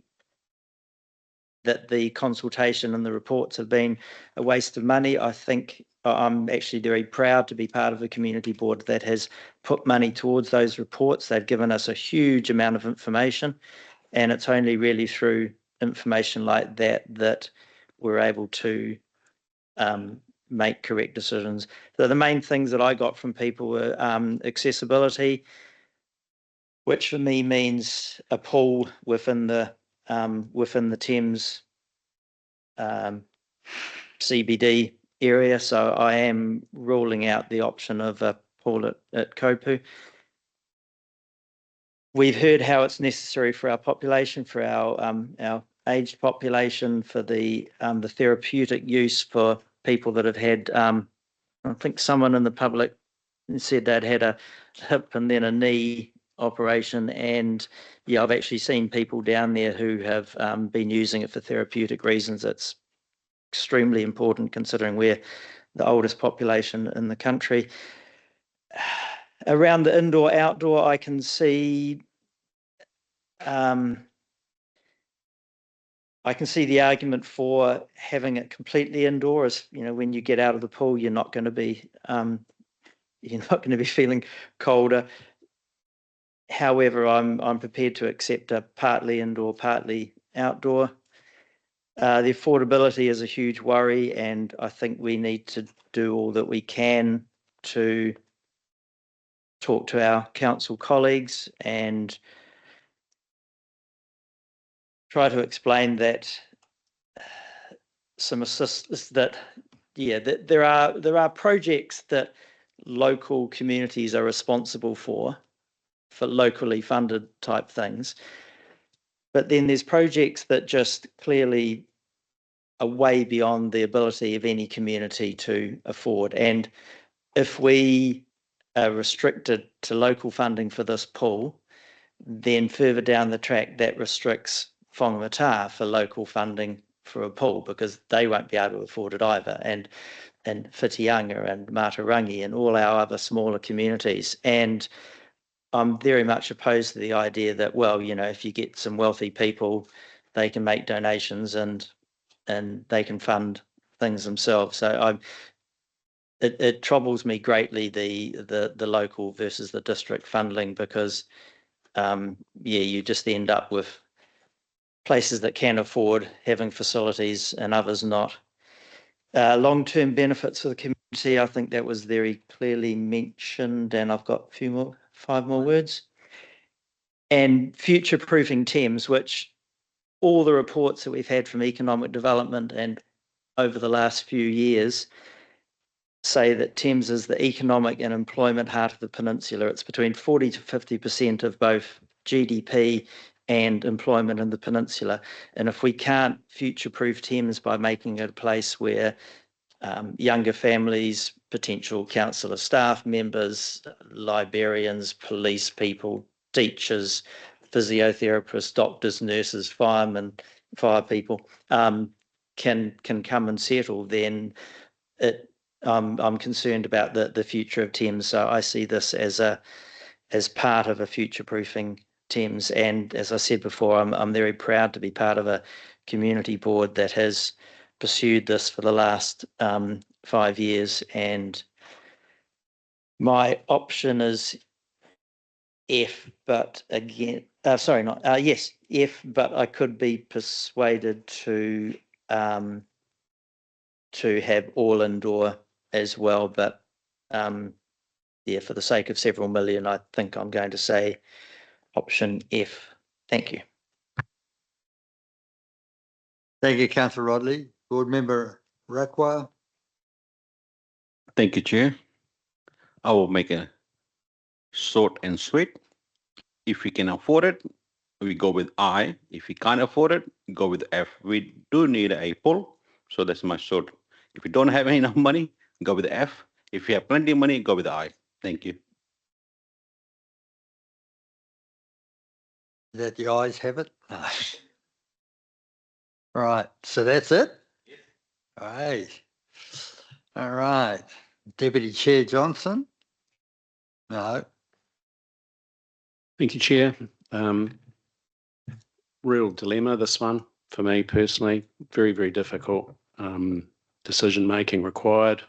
I've had, I guess what I want to say first, though, is thank you to for the comprehensive report, to everybody that was involved, everybody. That's staff, steering group, business solutions, you know, everybody that was involved. This is like, you know, like you got a 20-page executive summary, a 4-page how we got here, a 46 page business case, you know, some really heavy work in there. And I totally refute the speaker in public forum who came in and wants to use staff and community board and everybody else as a punching bag for his frustrations and lack of knowledge and ignorance. So yeah, I think this is a terrific document and a terrific bit of work. Affordability, it's come between, there's public sentiment that everybody wants a pool. Everybody wants a pool. Like, you know, even the people that can't afford it, who I've spoken to, who say, I really want a pool, but look, we just can't afford it. I can't afford another X number on my rate, $50. You know, she can't afford on her rates. And so she really wants a pool, but can't afford it. And then there's other people who say, well, yeah, we can afford the pool, but gee, I don't know, pool doesn't make money. They're a cost every year. They don't, you know, they're not a business. Somebody mentioned they're a business. They're not a business. They are, but they are a social good. So, you know, fortunately, in some respects for me, if we push this up, which is what we're here to do, is to make a recommendation and push it up. We don't have to ourselves deal with the funding difficulties. That's something that's going to go somewhere else to be decided. So, but I just thought I'd give that background about the difficulty, and it is a really difficult decision. But recommendation-wise, my preferred option is G, the fabric structure. For me, I read that is also the recommendation from the report, which I think, as I've already mentioned, there's an awful lot of information. We pay experts and consultants for their view. I think we should stick with, they've considered all the angles. I find value in that. So option G for me. Keep in mind that I realise staff sort of came back a little bit about the affordability issue and therefore offered F, but I think the difference between 22.5 and 26.2, I mean, you know, I think that's doable, if especially if you've got a couple of mil sitting in the bank as well, maybe. But, you know, it does need to be looked at, this funding.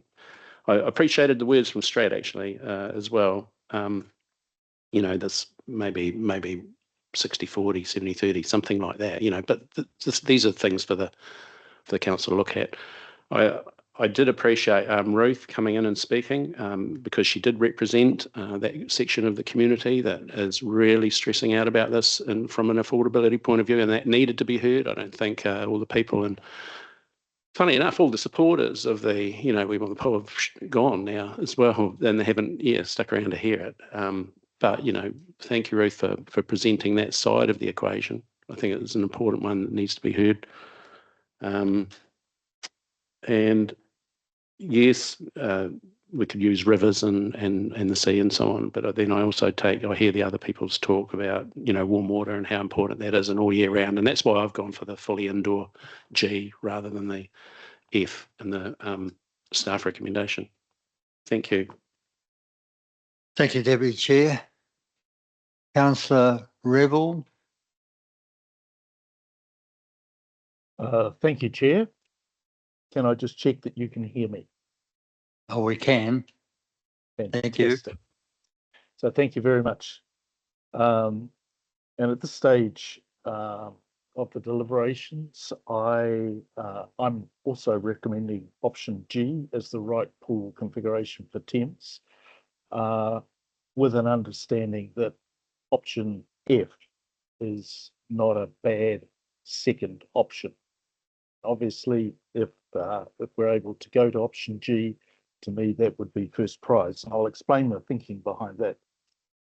But let me begin by first of all publicly expressing and acknowledging thanks to Ngāti Maru for their patience over this very, very, very long journey.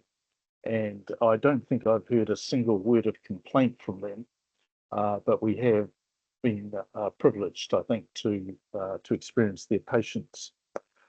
I'd also like to thank and acknowledge the work of the staff and their advisors in getting us to this point today where we're making a decision about the right pool configuration for Thames.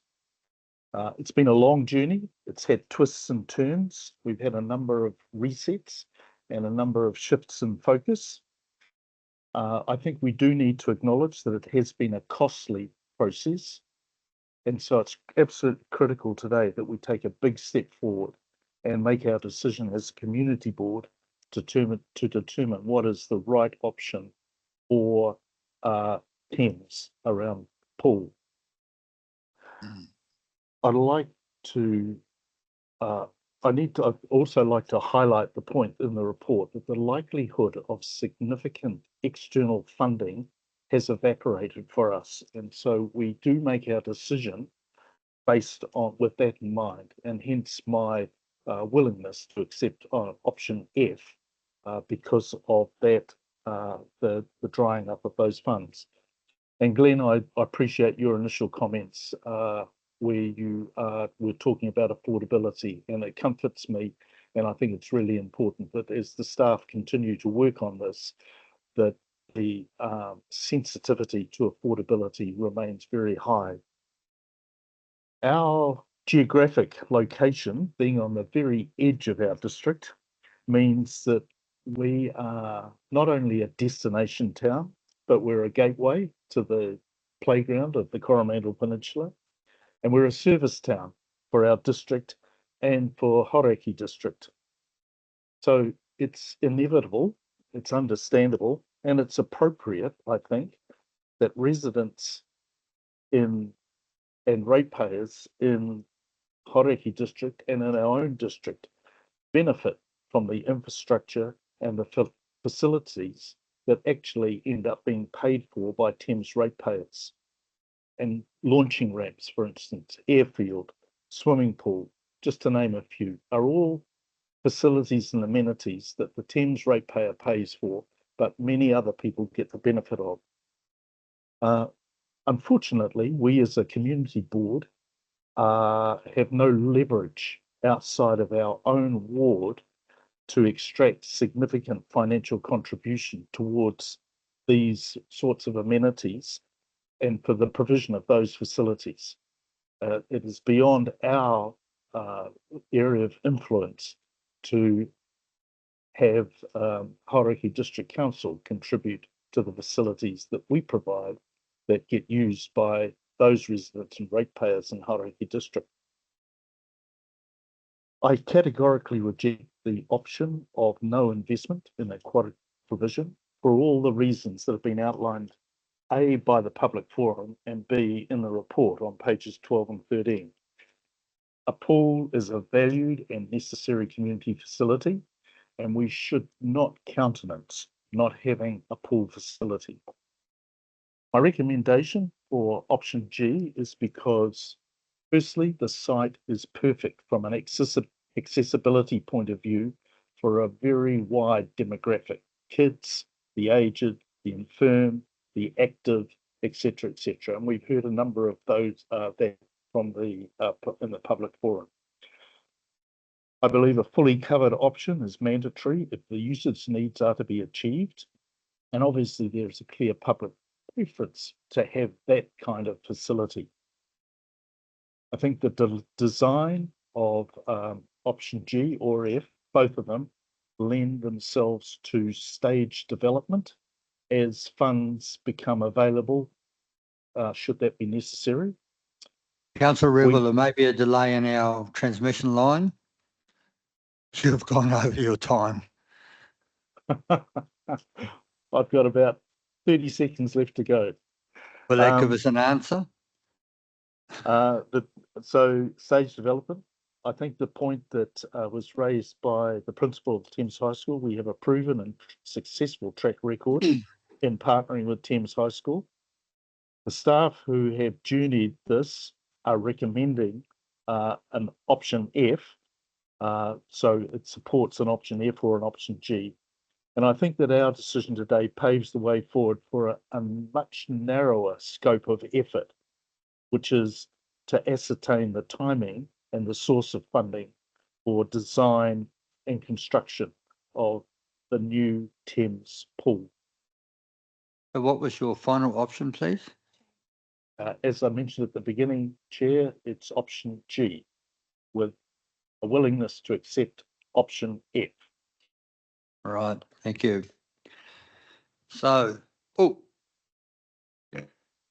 I just want to acknowledge while I'm here that we've got online listening to us. Councillor Morrissey, Grant, first of all, Gottlieb, and piece of paper's gone. That's it? Oh, you read it off there. So welcome to our Zoom session, and I'm sure they're listening intently to the pleas from the public in Thames for a pool. Right, it falls upon me to sort of make my decision about the pool, and I'm in a lucky position that I know that whatever I say is not going to influence the outcome. So I want people to know that I've been on this journey for 24 years. I was there right at the outset when we first mooted that the pool had to be removed, which is in 2015. And we're now right through to removing the pool in July 2027. I recall listening to some of the councillors around the table here talking about not going, people won't go out of town, won't go too far. I can remember Councillor Callaway saying that they were going to move all the sports facilities in Thames out to Rhodes Park, and I sat there around the table thinking, no way is anybody going to walk out to Rhodes Park to do sport. So that, I think, gets back to that you could go all the way to Kopu quite easily. We've got the rail trail going out to Kopu, the underpass under 26, and you're at Kopu, or otherwise it would be cheaper for us to run a shuttle bus. But and that's my heart, my head tells me, what can this community afford? What can 5,525 people paying it alone can afford? It really concerns me that we are in this position as Thames Community Board. We neither built the pool in the first place, or we inherited that pool, and now the District Council expects us to replace that pool at our cost of our ratepayers. That's the ward ratepayers. Honestly, that pool is used widely around the district, widely outside our district, and I think really it should be a sub-regional pool. We should be getting funding from within the region for that pool. I know the Waikato Regional Council no longer has money for funding, and Brian Perry Group don't want funding. There is other alternative fundings on horizon, like Momentum, which has been to speak to us, and things like that. We definitely got to look outside the square. We've got to look around to see how we can fund this. But quite frankly, district councillors are listening. I sat around this table when we discussed, do we put a wastewater treatment plant in Mercury Bay? Do we put a wastewater treatment plant in Tairua Pamanui? Do we put a wastewater treatment plant in Whangamata? We put all three in the terms that I was on council. They are paid for across the district. I'm not suggesting for one moment that pool's a wastewater treatment plant, but the thing is, this is a pool which is universally used by the members of our district, of the district council, as well as outside areas. My heart says go for I, because I believe that we could move our communities out that way, and in time to come, if you're looking forward and forward thinking, that's where the population will be. Matatoki's been designated maybe as a growth cell out there.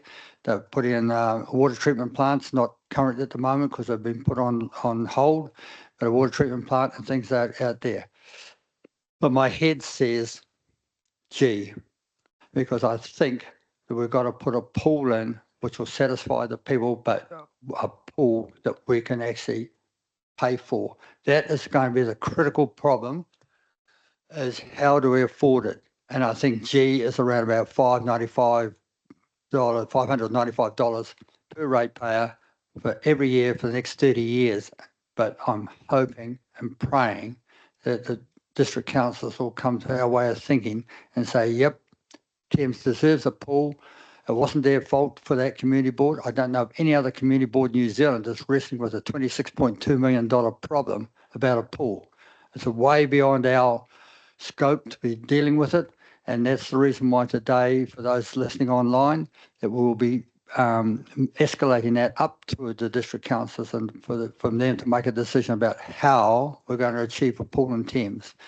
And it goes without saying that we must have a pool in Thames. It's compulsory almost that we have a pool in Thames. But how do we achieve it and how do we pay for it is the question. So I'm hedging my bets, going for G because it's a lower impact cost to the ratepayers.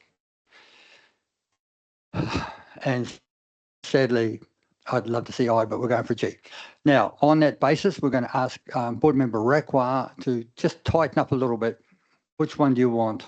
Because it makes a difference in the voting. F, right, sorry. But just through the chair, if I can, and I know we had a number of, I don't have access to see that spreadsheet, and I don't want to see it at the moment. But we have a number of people who suggested a particular option, but then said they could be persuaded for another one or such and such as a. I heard you. So it's a option. We need a option to fill that recommendation that we recommend to Thames Community District Council option. We don't, no. Then the council will look at the business case. Yep, the council will make a decision on that. Yeah, I understand that. I'm just, would it be, is it okay if those, what we have said as our primary option is now read back to us, just to make sure? I wasn't playing Just along. confused, I have got a little bit confused. And I keep my own tally. I relied on Jenna and I don't know what the result is. I'm going to say no because we've got to be a decisive board, not an indecisive board. All I'm asking for is what? Clarity through the chair. Yes. So ask the chair if you want to have to speak. Don't ask Martin. may I please speak? Yes, certainly. If I may be so bold as to grab what Martin is saying and sort of drag it over here. There were a couple of people, myself included, Councillor Revel, who suggested an option, but indicated that we might be persuaded either way on either between, like for example, I said option F can be persuaded to option G. And so the thing that would be really useful in my decision making now, because I wasn't keeping my own tally, is to know where the table landed in terms of that. And yeah, I hear what you're saying, and I'm a chair that's easily persuaded. No, I'm not. I hear what you're saying, and I think that if that's, and I understand it's a huge question, right? What we're going to recommend to Thames Community District Council in the way of a pool, and I understand that. And I look at the work that's been done by the team sitting down there, incredible amount of work, including Business Solutions, as Deputy Chair said. But I think for the purposes of going to a Thames Community District Council, which you members are part of, I think we probably should have a definitive one, and you can have a plan B if you want it, all right? But we've got to be definitive in at least one option to go to the council. And then if we have enough people who suggest we want another one, here we are. It's great having the governor's office. I've just given her time to fill it all out for me. She said, we have no choice. You've got to go for F. Oh, no. No. All right. Tie for both options, F and G. So, including alternatives. So, let's go around the table. One more hit. Sorry, could you repeat that again? What did you say? It's tied for options F for Foxtrot and G for golf, including alternatives. So I'll give you a minute or so to think about it, or are you ready to talk? 2 minutes, certainly you can. Yeah, of course I'm a generous chair.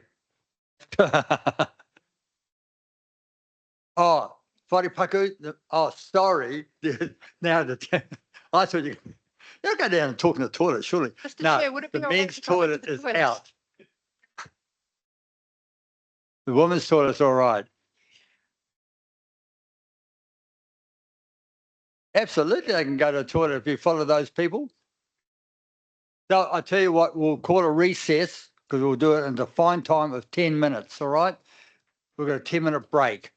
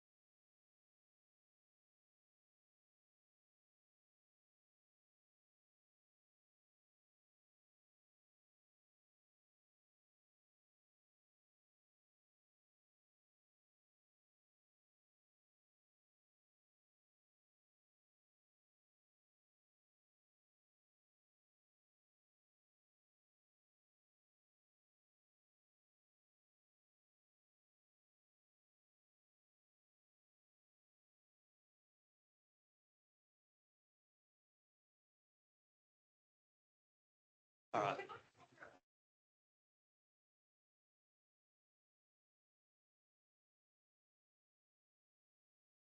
Okay, call the meeting back to order, please. Thank you. Right, I think people have had a good opportunity either A, to go to the wharepaku, or B, have a thought about what they're going to take.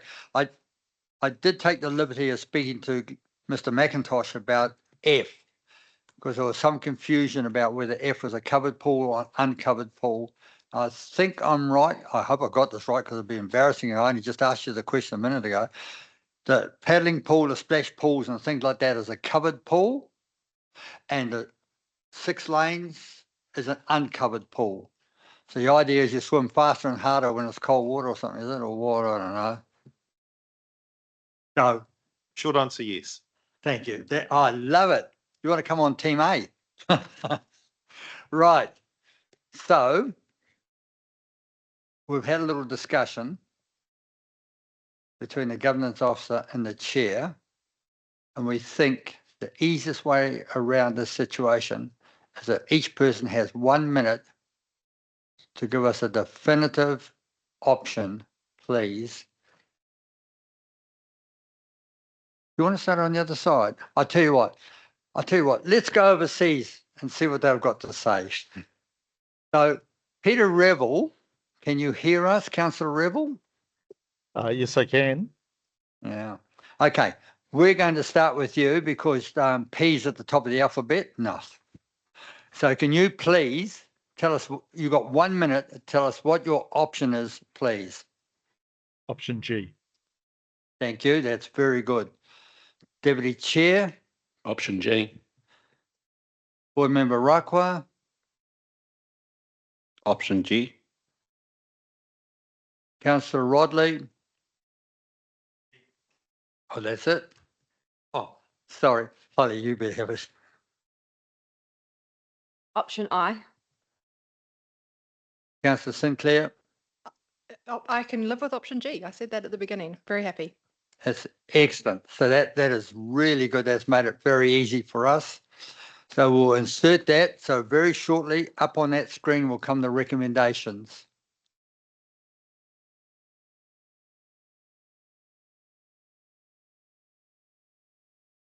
As I say on TV, bear with. So the recommendation we're looking at recommends the council that it approve. Recommends the council that approve option G, all indoor aquatic facility PVC fabric structure at Richmond Street, Thames High School.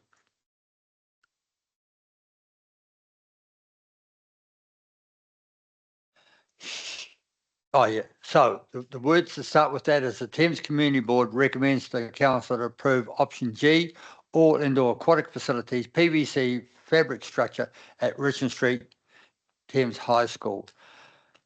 Do we have a mover for that? Oh, I might move that. See the end of this after 24 years. So I'll move. And do we have a second with Deputy Chair? Oh, sorry. Have we got something incorrect on there? Sorry, just a request from staff. Could we just take PVC out? It's Yeah, a little bit technically specific. It's fabric, is it? Yes. I looked at that. So, and Deputy Chair Johnson. So is there any further discussion on that motion? I propose to put it. Correct. On the screen in front of you, sir. The IT expert. Right. So I'll read the motion again for those who haven't seen it, that the Thames Community Board recommends the council approves option G, all indoor facility with a correction from PVC to fabric structure at Richmond Street, Thames High School. All those in favour, please say aye. Aye. Those against, Aye. Me. so you're against. Yeah. Okay, that's And I'll write fine. that noted. So do you wish to have your recorded? Thank you. Okay. Then 3 it's going to go green in a minute.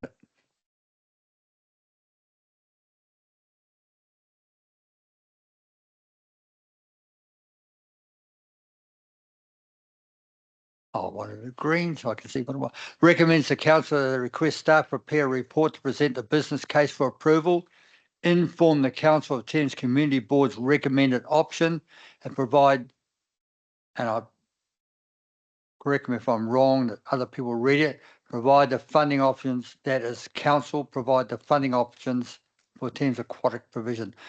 Provision? Right. Who went, Right. So just go through that carefully. It's unambiguous to district council. Recommends the council request staff prepare a report to present the business case for approval, inform the council of Thames Community Board's recommend option, and for council to provide funding operations. That's for council? Who's going to provide them? Staff. All right. And, okay. Request staff. Sorry. So right. Okay, do we have a move? Moved by Board Member Rakwa. Do we have a seconder, please? Seconded by Councillor Rodley. Is there any further discussion on that motion? There being none, I propose to put the motion.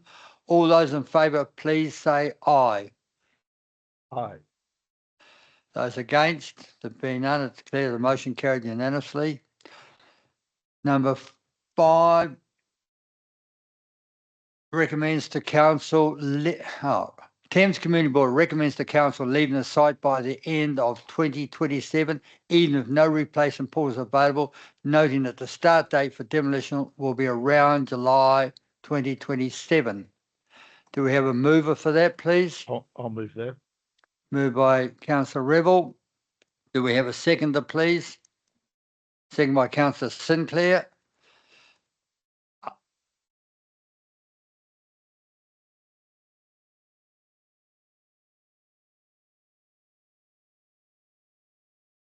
I'll do that one first.